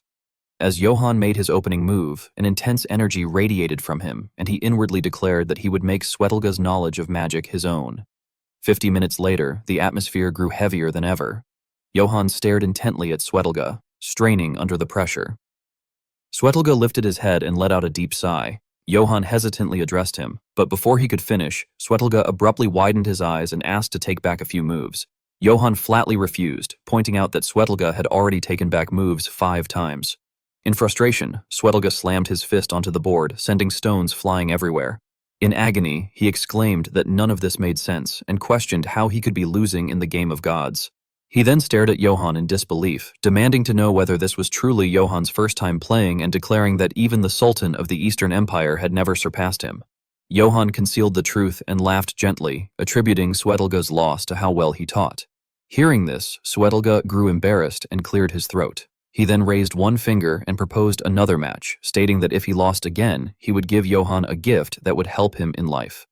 Johann was secretly overjoyed, reacting with excitement and speculating whether the gift might be a magical item. After clearing his throat and pretending to deliberate, Johann agreed on the condition that Swetelga specify how many handicap stones he wanted. Swetelga became visibly tense, blushing as he struggled to regain his composure before finally asking for 3 handicap stones. Johann accepted without hesitation and made the first move, announcing that they should begin. Sometime later, under dim lighting and in near silence, Swetelga curiously asked why Johann, being of noble birth, was so interested in magic. Johann frowned and explained helplessly that the emperor wanted him dead and that it would be better to have more tools at his disposal. Swetelga studied Johann's move and asserted that if Johann intended to use magic for combat, they should stop there, as the knowledge he could offer was not meant for that purpose. Johann was stunned by this revelation and questioned whether magic truly could not be used in combat. This visibly irritated Swetelga, who asked whether Johann had seriously planned to fight using magic. Lowering his head as he picked up another handful of stones, Swetelga stated that although he had made a promise, he would at least answer that question. He explained that he had heard of individuals who did apply magic to combat. Johann excitedly interrupted, expressing his delight upon learning that such people existed. Swetelga immediately raised his voice and demanded that Johann listen first. Johann froze in confusion and fell silent. He listened as Swetelga explained that those commonly referred to as mages were primarily people who uncovered the mysteries of nature, some through the wind, others through fire, and a few through the smoke of burning sulfur. Swetelga calmly recounted that a certain fool had once even bragged about discovering a mystery within the Black Forest. As Johann listened, he silently assessed the story, thinking to himself that the last part sounded strangely personal. Swetelga continued his explanation, stating that those discovered mysteries were known as spirits, and that mages borrowed the power of those spirits. He then offered a cautious warning, explaining that spirits usually lent their power without asking for anything in return, but that there were times when their whims demanded a fatal price. Fixing his gaze firmly on Johann, Swetelga emphasized that even if one came into contact with a mystery, one had to be careful not to go against its will. Johann reacted quickly, nodding as he replied that he understood, though his thoughts were already in turmoil. He reflected inwardly on how dangerous the setting of this world truly was, deciding that he would not risk his life trying to explore the laws of nature. His inner voice grew subdued as he abandoned the idea of becoming a magic swordsman altogether, doubting whether magic items even existed in the first place. No wonder, he mused, things had gone so smoothly for him until now. At that moment, a shout suddenly echoed through the area, as someone exclaimed in shock that Lord Swetelga was present. Hurried footsteps rang out in the hallway outside. Iona angrily demanded to know why she had not been informed earlier. In response, Ivelka panicked as she explained that Swetelga had strongly insisted that no one be told. Still fuming, Iona complained that mages were truly troublesome to deal with, adding that she had even told him the situation was urgent. Before long, they arrived at their destination. Someone pointed out that Swetelga was indeed there. Iona, wearing a friendly expression, opened the door to greet him, but the sight before her was a grave and tense atmosphere between Swetelga and Johann. She froze in confusion, letting out a small, startled sound. Panic rose within her as she realized that Swetelga was once again teasing someone with the so-called game of gods, and that this time it appeared to be Sir Johann. Bewildered, she let out another confused sound. Suddenly, Swetelga sprang to his feet in agitation, pleading to be allowed to take back a single move. Johann, utterly helpless, called out to him. Meanwhile, Iona stared in disbelief, wondering how it was possible that Lord Swetelga was actually losing in the game of gods. Her curiosity deepened as she looked at Johann, who was smiling brightly across the board, and she questioned just what kind of person Sir Johann truly was. Johann, filled with excitement, urged him to simply accept his loss. At that point, Iona spoke up again, exclaiming in surprise as she greeted Lord Swetelga, remarking that she had not realized he was there. She approached him warmly and remarked that if he had come to Marcel, he should have contacted her, asking whether he had been enjoying a pleasant time with Sir Johann. Swetelga laughed heartily as he stroked his long beard, replying that he had merely been playing a few games with the knight. Iona responded in understanding. Using her arrival as an excuse, Swetelga moved to disperse the chessboard, remarking that since the branch manager had arrived, they would unfortunately have to end the game there. Johann, who had been preparing to make his next move, froze when he saw that the board had already been cleared. Just then, Swetelga placed 2 flasks, one red and one blue, onto the table and instructed Johann to take them. Johann stared at them in confusion and asked what they were. Swetelga swiftly explained that he had not forgotten his promise, revealing that they were water flasks containing the final secrets of the Iphael River, known respectively as the Water of Wrath and the Water of Blessing. At that moment, at the Oak Tree Mercenaries' outpost, fear was clearly etched into someone's eyes. The 3-member squad had all drawn their swords, trembling as they stammered in terror, expressing their disbelief at what they were seeing. Before them stood a mysterious entity that continuously radiated an overwhelming killing intent. With a twisted face and an abnormal body, the being finally revealed itself. The murderous aura it released was so oppressive that it threatened to drive any human mind into madness. The leader of the mercenary group, Bradil, fell into panic and shouted in hysteria that the creature was not a bandit. After that outburst, nothing remained in Bradil's eyes except pure horror. Throughout the silent forest, piercing screams echoed endlessly as someone let out a final, agonized cry. The scene then shifted back to the Gitana Trading Company, Marcel branch. Johann, visibly excited, held his reward and questioned whether the 2 items he received were the Water of Wrath and the Water of Blessing. Lord Swetelga calmly explained that since ancient times the Iphael River had concealed a long-guarded secret, the mystery of life and death, and that he himself had devoted his entire life to uncovering it, only for the river to never reveal its answer to him. He emphasized that everything had changed only after Johann appeared. Lord Swetelga then went on to thoroughly explain the effects of the 2 flasks, stating that as long as one's head was not completely severed, the red flask could heal any injury without issue, no matter how severe. As for the green flask, he explained that it was capable of melting a person with just a single drop. Johann reacted with uncontrollable excitement, marveling that he had never imagined receiving magical items like these. He expressed his gratitude repeatedly, remarking in awe that magic items truly did exist, and added that these potions had finally put his mind at ease. Immediately afterward, Lord Swetelga turned to Iaan and asked whether the branch manager had summoned him because of the prophecy. Iaan politely confirmed that this was correct and reported that bandits had appeared around Marcel, causing numerous civilian casualties. She quickly added that the trading company had dispatched the Oak Tree mercenaries to handle the situation, but they had been unable to make contact with them for several days. Hesitating, she began to speculate whether the mercenaries might have failed, but before she could finish her sentence, Lord Swetelga decisively concluded that they had already failed 3 days ago.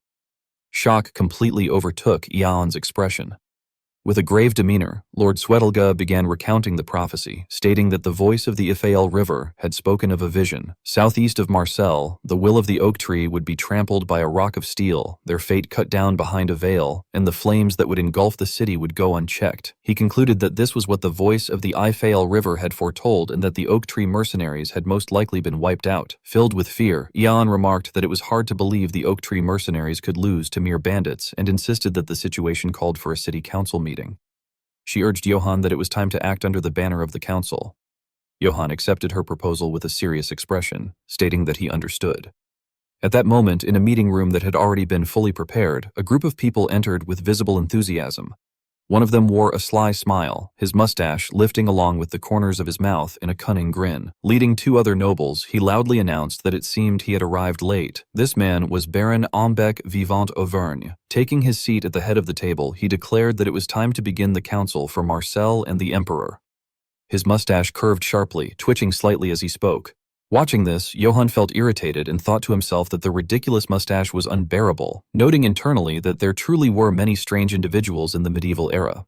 Shortly after, another person spoke up in a refined manner, formally greeting all the members of the city council. The man introduced himself with polished courtesy, stating that, as most of those present already knew, he was Velako, the city's governor. Hearing that name, Johan's thoughts instantly lit up with meaning as he realized that this was none other than Marcel's governor, Velako Tranayani Velako. Johan immediately concluded that if he ever wanted to settle down in a city beyond even the emperor's reach, he would have to get on Velako's good side at all costs. He resolved to make a strong impression no matter what, noting inwardly that even the man's name alone sounded imposing. Seated at the head of the table, Velako formally began the council meeting, remarking that since all the influential families of Marcel had gathered that day, he wished to express his gratitude for their willingness to attend despite their busy schedules. Maintaining his warm demeanor, he added that before proceeding any further, he would like to introduce a noble to everyone present.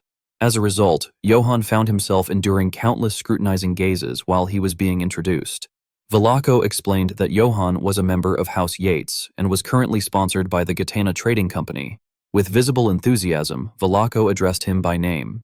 Johan could only force a stiff smile and respond by expressing his pleasure at meeting everyone, while assuring them that he would do his utmost.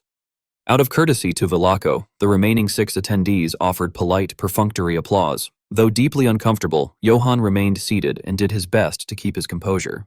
Suddenly, the Baron put on a fake smile and impatiently raised a pointed question, asking the governor whether it was true that the mercenary group hired by the trading company had failed to subjugate the bandits and demanding to know what had happened. Beneath his words lay a veiled criticism, as he insinuated that if Velako had requested assistance from the Holy Empire's emperor from the beginning, the matter would have been resolved without incident. At once, members of the anti-emperor faction loudly echoed this sentiment, insisting that the bandits had appeared because of the emperor in the first place. They argued that the emperor should take responsibility and reduce the taxes imposed on Marcel, loudly affirming one another's claims. Naturally, the pro-emperor faction fired back without hesitation, angrily ordering their opponents to hold their tongues and demanding to know how they dared insult His Majesty the Emperor given the current state of affairs, condemning such remarks as outright blasphemy. The situation rapidly devolved into a fierce argument. The anti-emperor side accused the emperor of orchestrating a shallow scheme, claiming that he had deliberately allowed the bandits to run rampant in order to plunge the city into chaos, only to later justify stationing imperial troops there. The opposing side immediately demanded proof, hurling insults and accusing the others of lashing out merely because their hired mercenaries had proven useless. Caught in the middle, Johan felt utterly lost, likening the experience to a duck listening to thunder.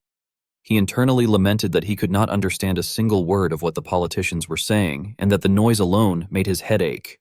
At the same time, a different anxiety gnawed at him as he realized that many of the people present openly supported the emperor, and that if his own situation were exposed, he would once again be in grave danger. Despite the endless debate, Velako remained calm and unshaken. Abruptly, he spoke in a low, cold voice, firmly calling for order. The sheer pressure of his authority silenced the nobles instantly, leaving not a single person daring to utter another word. Even Johan was stunned by the overwhelming force Velako exuded.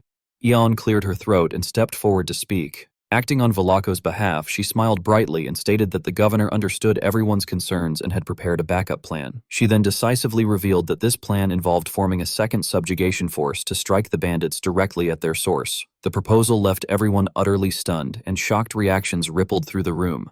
Only the Baron managed to maintain his habitual false smile, praising Velako as expectedly wise and remarking that the Emperor valued Marcel's peace above all else. He continued to needle the governor by adding that all Velako needed to do was give the word, and imperial troops would be dispatched at any time. Hearing this, Johan was genuinely terrified, realizing that if the Emperor's troops were sent, he might truly be captured and executed this time. Turning his gaze toward the head of the council, he desperately pleaded in his heart for Velako to reject the suggestion. With impeccable courtesy, Velako directly refused the proposal.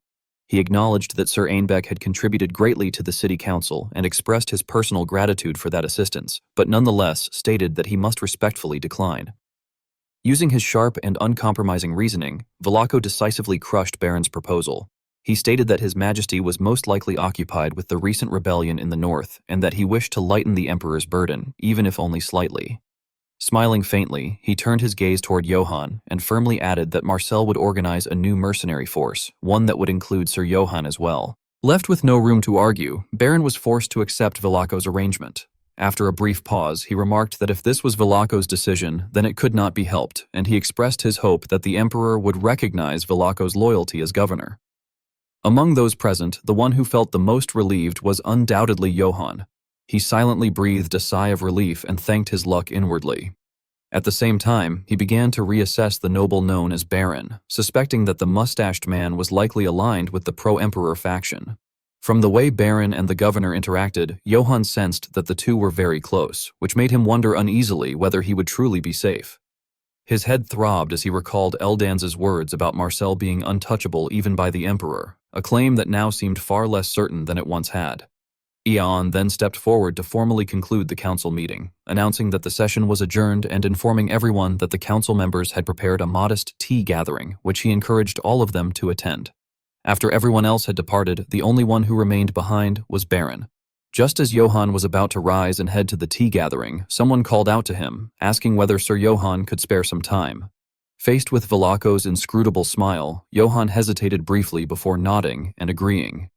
Inside his mind, Johann's thoughts raced. He suspected that if Vlaco truly supported the emperor, he should come up with an excuse and flee immediately. Trapped in this dilemma, Johann could only lament his terrible luck, fearing that he might soon be forced to wander once more. Vlaco walked ahead, warmly guiding the way and suggesting that they go to his office.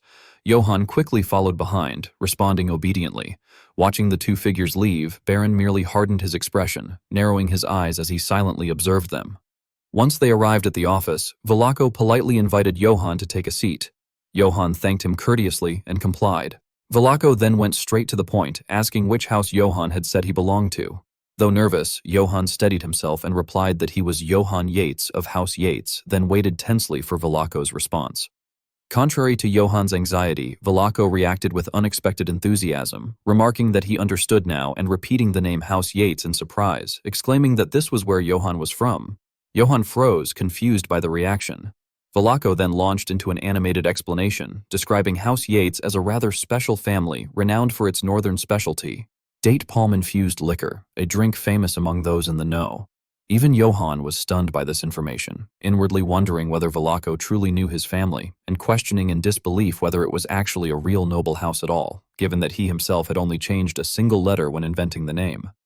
At that, Vlaco produced a precious bottle, remarking that the timing was perfect and that he happened to have liquor from House Yates on hand, specifically their signature date palm-infused liquor.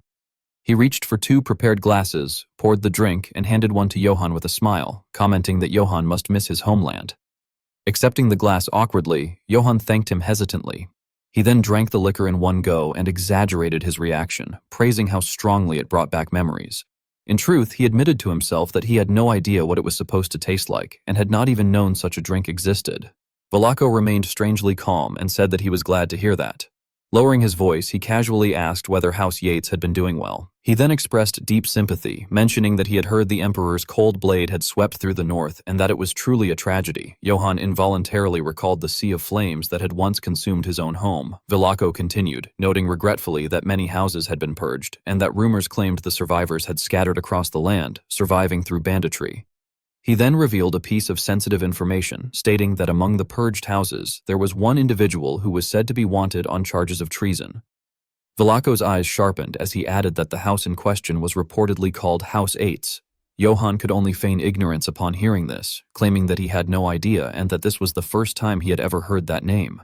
Even so, Vlaco's gaze remained fixed firmly on him. Suddenly, Vlaco laughed, easing the tension, and remarked that it seemed he had gone too far with his small talk, offering his apologies. Seeing the atmosphere relax, Johann followed along, brushing it off and insisting that it was nothing and that Vlaco need not worry.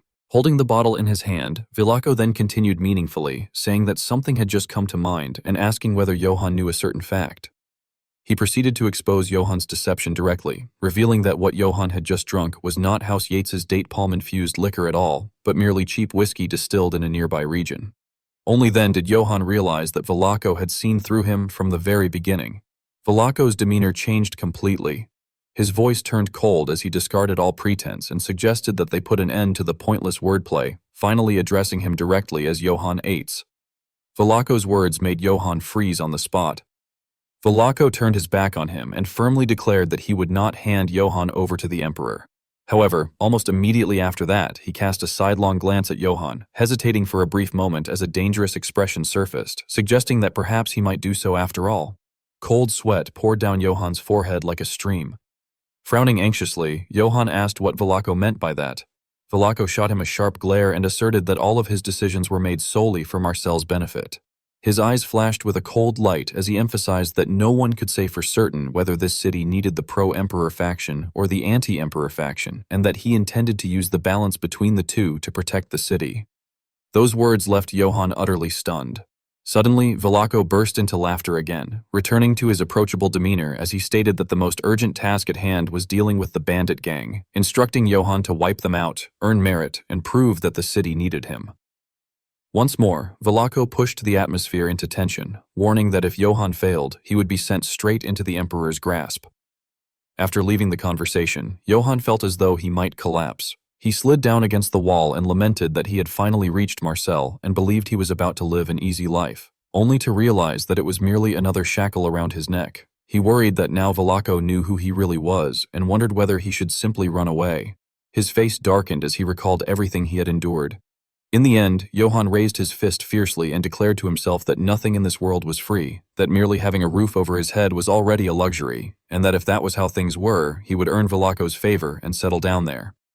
Standing beside him, Goiden, who had overheard everything, clenched his fists and encouraged him by urgently calling out that the subjugation force had arrived. Johann turned his gaze toward where Goiden was pointing and wondered aloud whether those were the men Velako had gathered for him. Before him stood the Marcel 2nd Bandit Subjugation Force. Goiden was able to name them with ease, pointing out the Red Iron Mercenaries, the Saint Iena Monastery, and even the Saint Galanto Monastery. He exclaimed in amazement that he could not believe such big names were gathered in one place. Curious, Johann asked whether they were famous. Goiden explained that they were well known in the area, noting that the Saint Galanto Monastery was a male-centered order of holy knights renowned for its alchemy. He continued by describing the Saint Iena Monastery as a female-centered order of holy knights said to be powerful enough to hunt trolls. As for the final group, he explained that the Red Iron Mercenaries were mostly deployed in siege battles, that as dwarves they valued honor and loyalty, and that at the same time they were said to be open-minded. Soon after, another group of knights arrived, and Goiden immediately pointed them out, saying that Count Bartok's knights had arrived as well, describing them as elves from Orangs famed for their bravery and skills. Hearing this, Johann bluntly remarked that elves were usually extremely rude. Goiden sneezed awkwardly and apologized, to which Johann gently told him not to worry about it. Inside, Johann began to calculate his next steps, deciding that he should take a good look at the people he would be fighting alongside. Beneath the banner that had been raised high, Kumal, the captain of the Red Iron Mercenaries, called out excitedly to Lady Eon.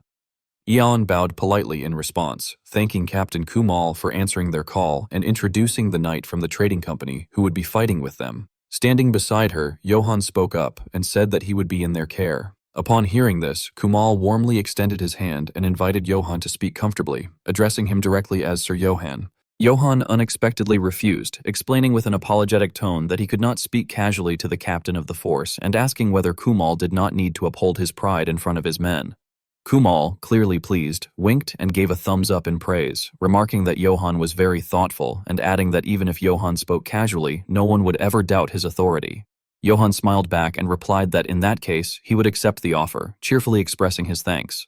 After some brief chatter, Kumal turned and asked how the Holy Knights would be moving. A young woman spoke up to explain that they would be moving together with Captain Kumal's men. The man beside her smiled in agreement and stated that they would do the same. Those two were none other than Valian, the vanguard commander of Saint Iena Monastery, and Agante, the vanguard commander of Saint Galanto Monastery. Kumal placed a hand over his chest and sincerely stated that he, Kumal, offered his thanks for the Holy Knight's consideration. Watching this exchange, Johann could not help but form his own impression, wondering what was up with that dwarf and noting that he was surprisingly decent. He admitted that he did not really understand why the subjugation captain needed to seek consent over command authority, but he found it likable that Kumal seemed reasonable. At that moment, a voice rang out from the side, demanding to know why the branch manager had gathered so many troops. A horse approached as well, revealing the speaker to be Gustav, a knight of Bartok. With an irritated sigh, Gustav mockingly declared that his group alone would be more than sufficient. Upon hearing this, knights of Bartok, Laurent, and Leon, standing behind him, immediately voiced their agreement, stating that Count Bartok must have had a reason for sending them. Gustav then cast an evaluating glance toward Johann, uttering a brief sound of interest before calling out to him and asking whether he was the knight fighting under the trading company's banner. Johann calmly met his gaze and confirmed that he was Johann of House Yates. Hearing the name, Gustav pursed his lips as if thinking, remarking that he had never heard of such a house. He then bluntly pointed at Johann and sneered that they could not be bothered to pay attention to some lowly house like his, warning that if Johann got in their way on the battlefield, they would show no mercy. Johann's expression darkened at those words, and he coldly replied that he would remember that. Immediately afterward, Gustav turned and shouted that the shitty dwarf captain should know that they would not be taking any orders from him. Kamal responded with an awkward smile, repeatedly acknowledging the outburst, as Gustav went on to issue another command, declaring that they should not come looking for them during the battle. Still fuming, Gustav shifted his anger toward Eon, ordering the branch manager to prepare a grand send-off feast in his name. Eon humbly accepted and assured him that it would be prepared right away. Fired up, Gustav rallied his troops and loudly ordered them to move out. As Johann watched their retreating figures, he narrowed his eyes in irritation and inwardly cursed, realizing that this must have been why Kamal had asked about command authority, because of people like them. He reflected that the old dwarf captain clearly had it rough. Still, Johann reassured himself that with their current lineup, they should be able to wipe the bandits out, even if those elf bastards were unbearably obnoxious, concluding that the battle might actually go well. Suddenly, from the distance, Ivelka came running over in a panic, calling out to the branch manager. Eon smiled and asked what was wrong. Ivelka approached and whispered something into her ear, after which Eon turned to Johann and hesitantly informed him that someone wished to see him that evening. Johann, surprised, pointed to himself and asked if it was him, wondering aloud whether it was Velako again. Eon awkwardly scratched her neck, glanced away, and hesitated, starting to reply but trailing off. Time passed, and night fell on the open field near the Marcel rally point, the evening before the second bandit subjugation force was set to depart. Sitting around a crackling campfire, the soldiers continued to cheer loudly, telling one another not to worry about tomorrow and to eat and drink as much as they could. They shouted that anyone who could not fight the next day because of a hangover had never been fit to be a soldier in the first place. Surrounded by women, Gustav lifted his head and drained his mug of beer, proclaiming that refusing alcohol, meat, and women was an elf's disgrace. Raising his mug high, he stirred the atmosphere of the feast, toasting to the scheduled death of their enemies. He boasted that there was no way they would rely on fickle magic and declared that their swords and courage would tear their enemies apart. Lord Swetelga covered his ears in irritation, his face turning pale as he muttered to himself that knights were truly obnoxious. In stark contrast to the noisy chaos outside, Johann walked pensively through a deserted corridor, reflecting that within the etiquette of this world's nobility, refusing a drink could sometimes be interpreted as an insult since it implied a lack of trust toward the other party. At that moment, Lord Suetelga was already extremely uncomfortable, his complexion drained of color as he was pressed in by the surrounding crowd. Upon returning to the quiet tower, Johann raised his hand to knock on the door, only to hear a voice from inside telling him to enter. He gently pushed the door open and took a seat. With lingering suspicion, he asked who it was that had requested to see him. The person sitting across from him ordered him to sit there first. Noticing the bottle of alcohol and the large goblet on the table, Johann began to feel uneasy. He wondered inwardly whether it was alcohol again, questioned if the nobles of this world truly drank every single day, and even marveled at how their livers managed to survive. Remembering Velako only made his head throb, though he consoled himself by thinking that at least this was not the cheap whiskey Velako used to test him, adding that merely recalling yesterday already gave him a headache. The man across from him began pouring a black liquid into the glass and smiled as he remarked that Johann was the noble scheduled to march out the next day to wipe out the bandits, and suggested that Johann's motivation was obviously money. Johann found the remark somewhat laughable and responded by asking who the man was and why he would ask such a rude question the moment they met. In response, the man removed his hat, revealing his face as he laughed and introduced himself as Baron Einbeck, a loyal subject of the Emperor of the Holy Empire. Johann's gaze immediately hardened. Baron Einbeck extended a hand and stated that Johann might not know this, but Marcel claimed neutrality while, in practice, behaving like an anti-emperor faction. Stroking his mustache, he asked whether Johann understood why he had sought him out at this time. Johann bluntly answered that he did not, leaving Baron Einbeck momentarily stunned and at a loss for words. Johann then sighed and apologized, explaining that he was not good with complicated matters. He admitted to himself that he felt exhausted by schemes and calculations, reasoning that getting entangled with the pro-emperor faction would bring him no benefit, and that he intended to keep his head down and leave. Baron Einbeck raised his glass and laughed, saying that he had expected exactly that response. He urged Johann to listen carefully, declaring that he, Baron Einbeck, would impart a life lesson. He explained that merchants usually required two things, which he identified as profit and strength. As he poured more of the dark liquid into Johan's glass, he asserted that if the Gitana Trading Company was backing Johan, then Johan must be their strength, someone who knew how to fight. Remaining cautious, Johan asked why Baron Einbeck thought so. Suddenly growing serious, Baron Einbeck questioned whether Johan truly was Johan of House Yates, stating that he had investigated him but could not find any record of such a house. Hearing this, Johan froze inwardly, realizing with unease that this man too had noticed the discrepancy. Baron Einbeck drained his glass and muttered that although House Yates, which sounded eerily similar, did exist, it had been wiped out for treason against His Majesty, its lord, its serfs, every last one of them. These words caused Johan to recall the image of his father's severed head. Unaware of Johan's change in demeanor, Baron Einbeck continued speaking, remarking that in any case, a nameless house was of no use to a trading company. Whether Johan was Yates or Yates did not matter, as the reason he had been taken in at Marseille was because they had seen his strength. Johan finally spoke plainly, asking what Baron Einbeck wanted from him. Pointing directly at him, Baron Einbeck stated his condition. Johan was not to participate in the bandit subjugation the next day, but instead use his strength for His Majesty. He promised that if Johan agreed, he would receive a reward greater than anything any trading company could offer. After Baron Einbeck finished speaking, Johan lowered his head and remained silent. After some time, he murmured to himself about the chance to become part of the Empire's core, to receive formal knighthood, and to obtain a vast and fertile domain. He then concluded inwardly that if he were to follow Baron Einbeck and the Emperor, only dazzling glory and peace would lie ahead of him. This stirred Baron Einbeck into extreme excitement. He pointed forward and shouted in delight, repeatedly affirming his agreement. Johan immediately played along, remarking that it was simply the way of the world for the weak to shed blood while the strong drank it. He expressed, with an appearance of sincerity, that it was only natural for the weak to be slaughtered by bandits, calling it fate if one wished.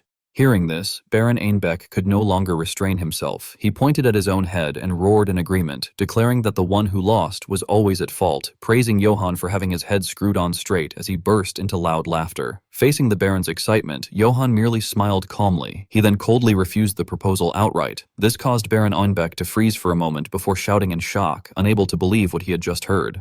Johan fell silent for a brief moment before recounting a story.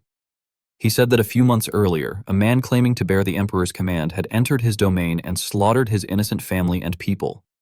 His eyes burned with rage as he added that the man had made him a similar offer at the time, asking him to become the Emperor's sword.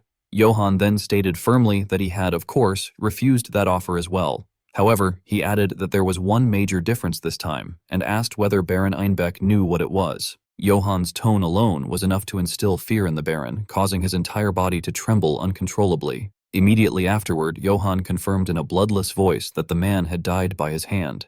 Baron Einbeck's eyes widened beyond control as he muttered in disbelief.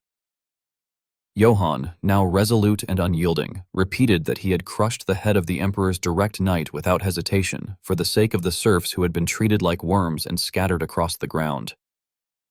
The revelation left Baron Einbeck utterly stunned, his mouth hanging open as he stammered in shock, questioning whether Karamov was truly dead. At that moment, Johan stood up, his face darkening as he revealed the truth. He stated that Baron Einbeck was correct, and that he himself was the sole survivor of House Atz, which had been completely wiped out. Upon hearing this, Baron Einbeck's body trembled even more violently. Johan reached out and took hold of the wine cup on the table, raised it, and drank it dry in one motion. At the same time, Baron Einbeck collapsed to his knees, shaking as he cursed weakly, insisting that such a thing could not be possible, and questioning why Johan would do something so foolish. As soon as the Baron finished speaking, Johan crushed the wine cup in his hand. He then slammed his fist down onto the table with tremendous force, shattering it completely. Witnessing this, Baron Einbeck could no longer close his mouth, his body trembling in terror as he wondered how Johan could have crushed both a pewter cup and a table with his bare hands. He then heard Johan coldly declare that he would wipe out the bandits himself, not for the Emperor, and not for Marcel. Johan frowned in irritation and fixed Baron Einbeck with a sharp, threatening gaze. He stated that since the Baron had given him a life lesson, he would return the favor with a piece of advice. It would be in Baron Einbeck's best interest not to tell anyone what he had seen or heard that night. He warned that if the Baron ignored this advice, then the next time they met, it would not be a cup or a table that he crushed, but the Baron himself. After delivering this warning, Johan slammed the door shut and left. His condition at that moment was dreadful. As he walked away, Johan ground his teeth in fury, cursing the Baron internally and questioning whether that bastard truly believed he could say whatever he wanted and still get his way. Suddenly, Johann's footsteps faltered. He sensed something wrong within his body and grew confused. His vision began to blur as he realized with discomfort that his heart felt as though it were burning and that he could no longer breathe properly. Blood began pouring from his nostrils as darkness closed in around him.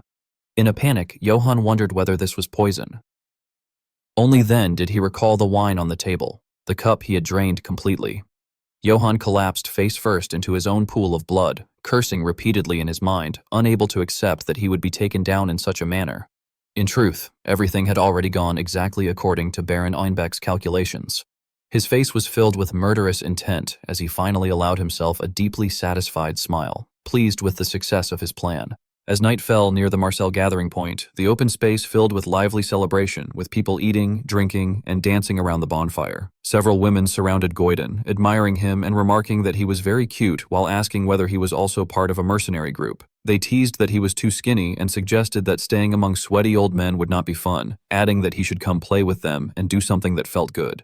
As they pressed him tightly against themselves while questioning him, Goiden felt suffocated and groaned in discomfort before blushing intensely and hastily running away. The girls watched his retreating figure and joked that he had run away, adding that they had wanted to dress him up cutely. After escaping the crowd, Goiden cried uncontrollably while walking along a silent corridor, repeatedly calling out for Johann and saying that the place was too frightening. Still crying, he shouted that Suetiga was also having a hard time and insisted that they should return quickly. Suddenly, Goiden stopped when he noticed an arm in front of him, becoming pale and widening his eyes in panic. He immediately crouched beside Johann Eitz and screamed Johann's name in shock. Johann lay motionless on the floor, with fresh blood flowing from his nose and mouth. Goiden's hands trembled as he reached out, stammering in fear as he wondered how such a thing could happen, noting that Johann was bleeding heavily and asking what had happened to him. He then lifted Johann and held him in his arms while raising his head and shouting for help, calling out to ask if anyone was there and pleading for assistance because Johann appeared to be dying. Looking down at Johann, whose eyes had rolled back, Goiden sobbed in panic, begging him to hold on. Johann's vision was chaotic at that moment. He hurriedly submerged his head into a container filled with water and repeatedly drank from it while panting heavily. Goiden approached from behind, still frightened. Johann turned toward him and called his name, and Goiden immediately responded respectfully. Goiden recalled how, earlier, he had been crying loudly while desperately pouring a potion into Johann's mouth, insisting that it was the potion Suetiga had given them and urging him to drink it quickly. Johann turned toward him while gasping for breath and expressed deep gratitude, saying that Goiden had found him in the corridor and that he had survived thanks to him. Goiden blushed in embarrassment and smiled modestly, replying that it had been nothing and explaining that he had panicked without realizing that Johann possessed the water of blessing. Johann then raised his head and expressed gratitude toward Suetiga, stating that without the water of blessing he would have certainly died. Lord Suetiga laughed and responded that there was no need for so much gratitude. He then glanced at Johann and scolded him, stating that Johann had done something foolish by seeking out the Baron of Einbeck, despite knowing that the Baron belonged to the pro-Emperor faction. Lord Suetiga angrily added that if Johann intended to act recklessly again, he should at least die quickly so that the remaining water of blessing could be conserved. Johann laughed helplessly and replied that about half of it remained and promised that he would use it wisely from then on. Lord Suetiga dismissed the matter and shifted the conversation, asking whether Johann had ultimately captured the Baron of Einbeck, adding that they would need the Baron to prove the charges. Johann raised his head wearily and explained that by the time he arrived, the Baron had already fled and was not there. He recalled how he had searched for him, shouting for Einbeck to come out while cursing him angrily. Johann had also led Goran and Khan in the search, repeatedly shouting threats that Einbeck had dared to poison the liquor and declaring that he would no longer show mercy. After tracking for some time, Goran eventually reported that the man Johann mentioned appeared to have already escaped. Khan looked around and remarked in amazement that this was how nobles lived. At that moment, Johann suddenly stopped when he noticed something on the ground. He realized that he had stepped on a letter. Johann picked it up and smiled with great satisfaction, stating that he had found something even more important. His eyes shone with determination as he declared that the documents left behind during the Baron's escape contained everything related to the entire incident. Seeing this, Lord Suetiga showed some interest as he stroked his beard and asked what was inside it and whether it was like the rumors, questioning if it contained proof that the Emperor had hired the bandits. Johann Eitz lowered his head with a frown and replied that it did not, adding that something far more serious was written there. Meanwhile, outside, night had already fallen, and Einbeck Vivant Auvergne was fleeing on his horse, trying to escape the castle as quickly as possible. He smiled in satisfaction as he thought that Johann Eitz was probably dead by now. Feeling pleased with this, he kept urging his horse forward, thinking that everything was proceeding exactly as the emperor had intended. After a while, at a tent encampment, a guard respectfully shouted for the way to be opened, announcing that Sir Ainbeck had arrived. The soldiers hurriedly bowed and welcomed Sir Ainbeck. He responded with a light wave of his hand, acknowledging them briefly. Ainbeck Vivant Auvergne then strode confidently into the crowd, and the soldiers lined up neatly before him. Looking around, he tensely proclaimed that they were not bandits but mercenaries of the strongest empire, bound by the gold of the Holy Empire, and declared them to be the strongest mercenaries and warriors. Upon hearing this, the people below him all wore sinister smiles. After pausing for a moment, Einbeck continued by declaring that they swore loyalty to the great emperor of the Holy Empire and that dazzling glory would follow them. He then shouted with wide eyes and an open mouth that for a long time he had undermined Marcel from within, claiming that their plans and strategies were in the palm of his hand and that they had fallen into chaos and would die without even knowing who their enemy was. His face twisted into a grotesque expression as the crowd under his command erupted into cheers. Einbeck thoroughly enjoyed the atmosphere and proudly raised his head. After some time, he continued by announcing that His Majesty had personally sent an imperial court mage. As soon as he said this, the crowd became agitated, wondering in shock if it could be Kegel of the Crimson Flames. At that moment, a woman stepped out from the shadows, her footsteps steady as she spoke in a mocking tone, saying that the idea of taking her for some ordinary mage was so absurd it made her want to laugh. Resembling a serpent with blazing red eyes and a long tongue, she calmly introduced herself as an imperial court mage favored by the emperor and stated that her name was Janina, identifying herself as imperial court mage Janina. The people below were extremely shocked and stammered in disbelief, questioning whether she was a snake beastman and admitting that they had never heard of a mage named Janina. Remaining completely composed, Janina pulled something from her chest and responded that of course they had not heard of her, explaining that she was not a mage who merely wielded trivial elements, but instead handled living weapons. One of the men below repeated her words in terror, asking what she meant by living weapons. Janina then opened a test tube, releasing a surge of gas, and ran her tongue around her lips as she affirmed that it was correct. Suddenly, a vast area began to tremble as a gigantic foot stomped onto the ground. The people present were left stunned with astonishment, and upon seeing the monster beside her, they panicked and cried out in horror, realizing that it was a troll. Witnessing their shock, Janina excitedly introduced the creature, stating that her adorable troll would stand shoulder to shoulder with them. Ainbeck Vivant Auvergne then suddenly rallied them by declaring that tomorrow would be the day they would crush Marcel's second subjugation force. Clenching his hand tightly, he raised his arm in excitement and proclaimed that they would offer Marcel up to the emperor.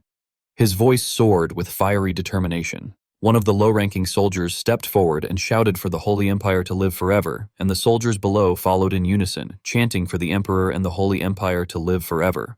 Returning inside the manor, Johann Eitz was now extremely troubled. He calmly called for Goiden, who responded in confusion. Johann Eitz picked up a letter and ordered him to deliver it to Vlaco Tranieni and not to tell anyone else about it, explaining that he believed it was something Vlaco absolutely had to verify. Goiden carefully received the letter and replied that he understood. Johann Eitz then turned and loudly called for Goran and Khan to come over for a moment. From behind, Lord Swetelga observed Johann's every action and wondered why Ephael River was trying to save that night and what he intended to accomplish through that night. On the day of departure in front of the Marcel Gate, Kumal stood with a serious expression, frowning as he looked upward while it was announced that the 2nd Marcel Bandit Subjugation Force was making final preparations to set out. The soldiers lined up neatly as one man stepped forward, bowed his head, and declared that their lord was blessed, describing him as the rock on which they stood and their fortress and stronghold. Following that introduction, Johann Eitz rode forward on horseback. Suddenly, someone called out to him as a man clenched his fist and encouraged him, wishing him good fortune. Johann then turned and carefully instructed Goiden to take good care of Swetelga for him. In response, Lord Swetelga stepped forward and reminded him that it was neither his first nor second time participating in a subjugation operation, and told him to worry about himself instead. Johann Eitz then turned his horse around and cheerfully waved as he said that he would be off, after which he proceeded toward the gathered crowd. Kumal quickly stepped forward to greet him, stating that he had arrived, Sir Johann, to which Johann confirmed that he was ready as well, before turning and gesturing toward his soldiers. Kumal then loudly called for all troops to advance, but before he could finish, a shout rang out from behind them, commanding the troops to advance. Gustav and his soldiers charged forward holding their swords while shouting as they rushed past the standing battalion, raising clouds of dust everywhere. Witnessing this, Johann Eitz helplessly thought that this was why Kumal had obtained consent for command authority. Kumal, seemingly unconcerned, turned and signaled again, ordering the command to be repeated. A horn sounded alongside the army's loud unified shout as all troops were ordered to advance. Meanwhile, at the castle, Villako Tranieni stood silently observing everything, while Iano watched him quietly from behind. After a moment, she stated that the subjugation force had finally departed and addressed him as the city magistrate, revealing that Villako Tranieni was in fact the Marcel city magistrate. Villako raised the letter in his hand and questioned whether the letter sent by Sir Johann had already been checked. Iano honestly reported that it had, explaining that it was found the previous day in Baron Einbeck's room. Upon hearing this, Villako sighed in frustration and muttered that of all times, it had to be the day before deployment and, of all places, in the Baron's room. As he stepped outside to breathe the fresh air, he remarked that he still could not believe the letter was genuine, especially if there was a web of grudges among the involved houses. Iano immediately voiced her opinion, stating that the crest on the letter was unmistakably that of House Einbeck. Villako responded that he understood and reflected that, based on the crest and the contents of the letter, it did appear as though Einbeck Vivant Auvergne was behind everything. Iano then reported that they had attempted to press Baron Einbeck, but he had already slipped out of the city, adding that at this point there was more than enough reason to suspect him. However, Villako opposed this conclusion, stating that he still could not trust that young knight and added that he was also concerned that her trading company was placing far too much faith in an unknown knight. Iano tried to explain that their trading company did not sponsor just anyone, and that they placed their trust only in those who were worthy. Villako Tranieni smiled gently and said that he understood, but reminded Iano to remember that if the knight's misguided actions shattered the balance within the city, the Katana Trading Company would not be able to avoid responsibility either. Hearing this made Iano increasingly flustered, and she pressed her lips together as dangerous thoughts began to flash through her mind, as she speculated that City Magistrate Villako might be from the pro-Emperor faction. She seemed to grow worried about something. At the same time, at the pro-Emperor faction camp, someone curiously asked Baron Einbeck whether it was true. Einbeck Vivant Auvergne confidently smiled, stroked his beard lightly, and firmly confirmed that it was, adding that he had just received word from a messenger. He excitedly explained that the second subjugation force had set out and that they would fall into their trap without fail, further claiming that Marcel was practically already in His Majesty's hands. The head of the pro-Emperor faction's special operations, Duke Unit Mayhem, laughed cheerfully and declared that all they had to do now was wait for news of victory. The imperial court mage, Janina, who stood nearby, breathed excitedly and enthusiastically remarked that once they took over Marcel, the first thing he would do would be to patrol the brothels. Janina then mocked him by asking if that was all he could think about and called it disgusting. Einbeck Vivant Auvergne could only awkwardly stroke his beard. Noticing that Einbeck seemed restless, Duke Unit Mayhem asked why he looked so pale. Einbeck Vivant Auvergne waved his hand and tried to appear calm, saying there was no need to worry, though his eyes awkwardly glanced downward as sweat poured from him. He then turned to address Lady Janina and cautiously asked whether she had heard anything about Sir Karamov.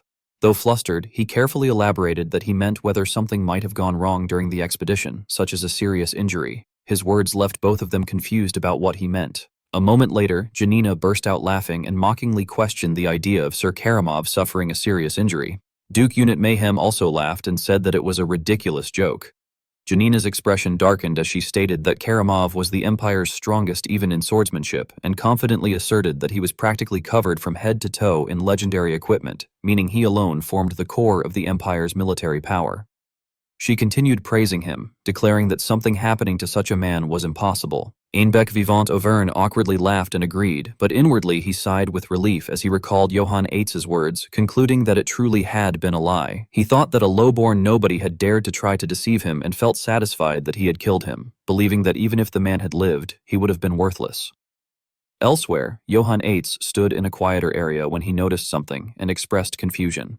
He looked ahead suspiciously and observed that it seemed Gustav's unit had swept through the area thoroughly. Seeing the black smoke rising ahead and the scattered corpses, he confirmed that it certainly appeared that way. A soldier from Gustav's unit boldly stepped forward and mockingly asked whether they were finally arriving, calling them extremely slow and remarking that it was to be expected of dwarves.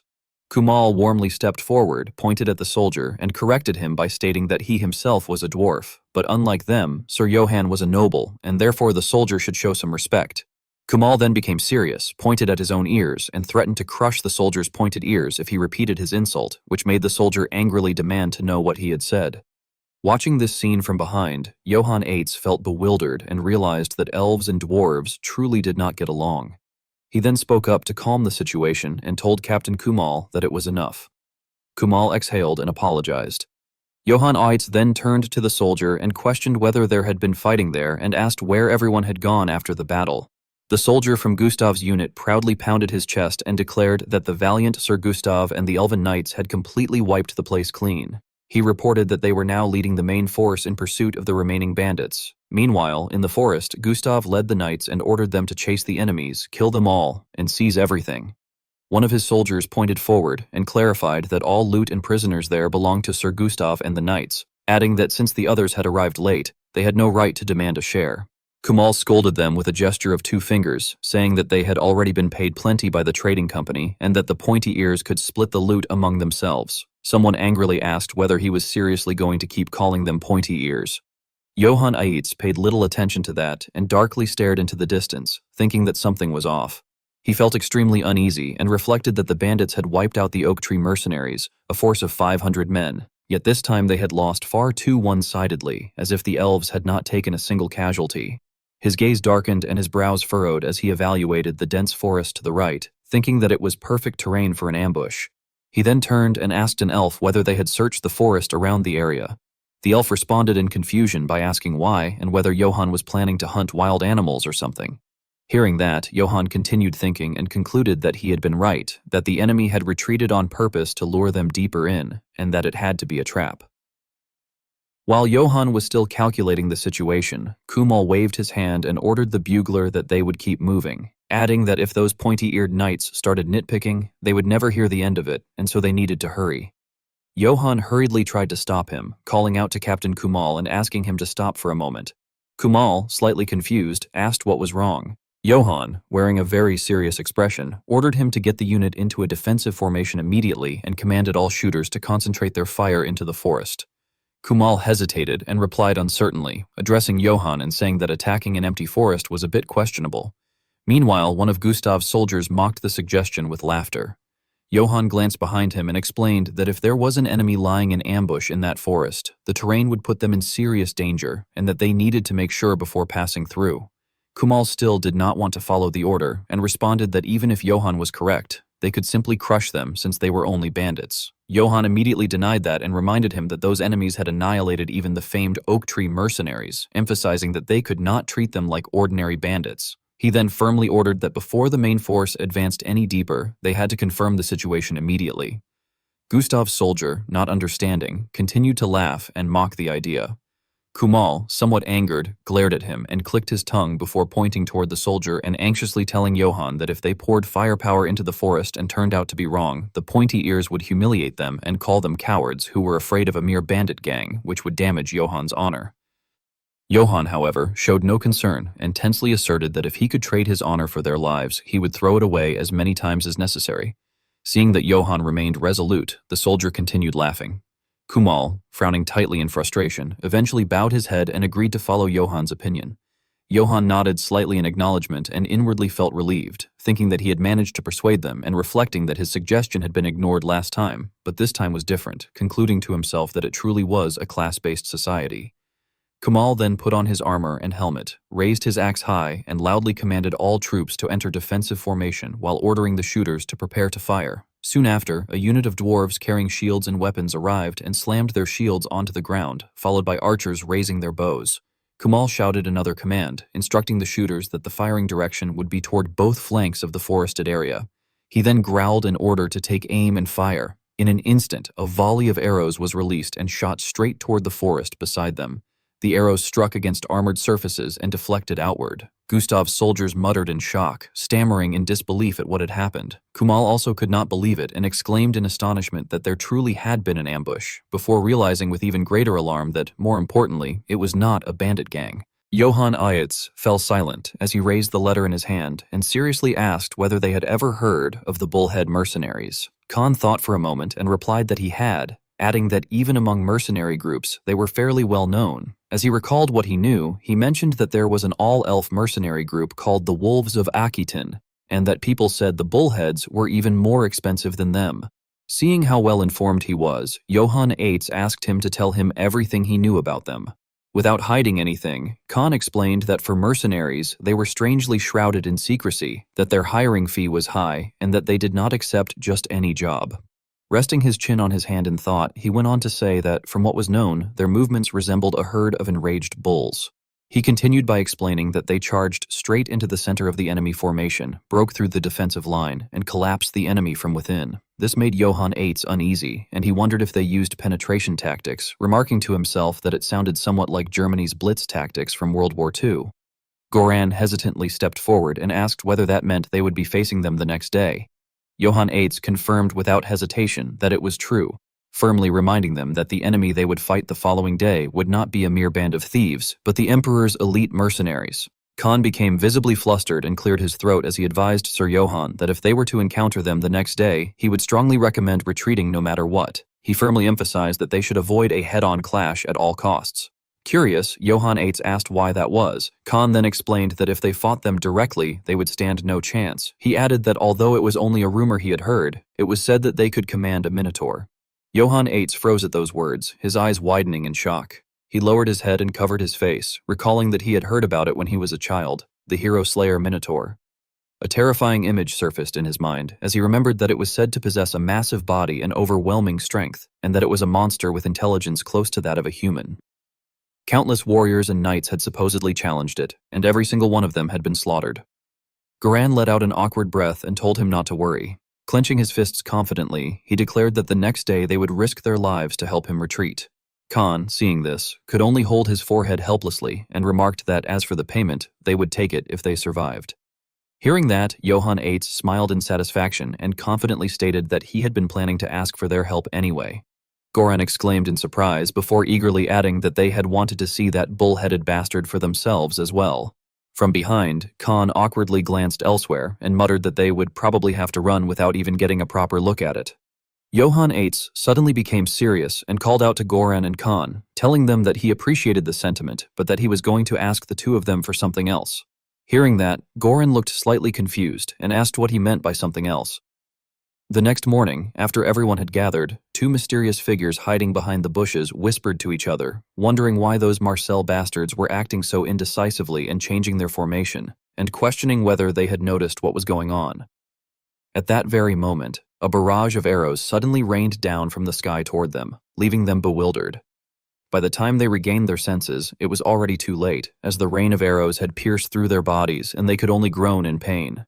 The commotion alerted the people on the other side, and a guard shouted loudly that the enemy was attacking and that the bullhead mercenaries were upon them, ordering everyone to prepare to charge. A heavy footstep stomped onto the ground as soon as the command ended, drawing immediate attention. It turned out to be the hero-slayer Minotaur, who was growling fiercely before forcefully putting on his helmet. He then loudly ordered the bullhead mercenaries to move forward and advance. On the opposite side, the dwarven army was also ready to fight, shouting for readiness and ordering to fire. Fireballs were launched, yet the bullhead mercenaries continued to charge forward with unstoppable momentum, their well-equipped feet pounding rapidly ahead. After a while, they abruptly halted and formed an impeccably straight line, with the hero-slayer Minotaur standing at the very center of the formation. He let out a thunderous roar, prompting the entire army to raise their weapons with burning determination before charging straight ahead. Kumal hesitated slightly and remarked that those must be the bullhead mercenaries he had only heard about. Witnessing the scene, Johann Eitz could not help but be astonished and observed that although they had prepared in advance, it had still turned into a frontal collision, concluding that he had to do something. He then turned and ordered Captain Kumal to brace for impact, warning that the enemy was going to charge straight at them, and added anxiously that he would somehow deal with that charging formation. This left Kumal extremely flustered, and he widened his eyes in alarm, reminding Sir Johann that going alone was too dangerous. However, before he could finish speaking, he saw Johann Eitz spur his horse and ride off. Kumal quickly turned back and shouted for everyone to listen up, commanding the warriors of the Red Iron Mercenaries and declaring that the Bullhead Mercenaries were trying to test their might. He continued to announce the situation, asserting enthusiastically that they would soon learn just how useless their weapons and armor were. The Bullhead Mercenaries quickly noticed Johann Eitz approaching and shouted that cavalry was coming, that it looked like a knight, and mocked that one man thought he could take them on alone, saying he must have lost his mind. Without hesitation, their leader raised his weapon and yelled that if he was that desperate to die, they would grant his wish. However, with a single strike, Johann Eitz cut off the leader's head. His sudden appearance threw the entire Bullhead mercenary army into chaos, as they shouted in shock and urged one another to stop that bastard. One of them tried to stay calm and shouted for everyone to remain in formation, warning that he was trying to smash their formation and ordering them to maintain the breakthrough formation. Hearing this, Johann Eitz inwardly cursed, realizing in frustration that his opponent had understood what he was trying to do. On Kumal's side, he raised his weapon and swore by the sacred dwarf's beard, ordering his troops to focus on the front and prepare to break through. Seeing everything unfolding behind him, Johann Eitz grew anxious, realizing that the armies were colliding. Kumal sternly swung his axe forward and commanded his warriors to crack their enemies' skulls open. At the same time, the bullhead mercenaries attacked from the opposite side. Kumal leapt high into the air, flipped once, and announced that the formation had been pierced. The bullhead mercenaries, burning with fighting spirit, shouted that the enemy was pushing in and urged one another to die with honor. The clash of countless weapons rang out endlessly. One bullhead mercenary suddenly froze as Kumal charged forward excitedly with a loud battle cry. Because of his small stature, Kumal easily struck his opponent, spinning and delivering a deadly upward blow from below. A bullhead mercenary fell on the spot without even being able to resist, causing the others to stare in fear, frozen in place. Kumal continued attacking while rallying his warriors, igniting flames atop his axe and directing it straight ahead as he passionately urged them to wet their burning weapons with the blood of their enemies. Johann Eitz was deeply impressed by Kumal's display and remarked in amazement that it seemed they did not need to worry about that side. Then he fixed his confident gaze forward and concluded that what remained now was this head-on clash as he charged straight toward the hero slayer Minotaur, declaring that this direct confrontation was his opponent.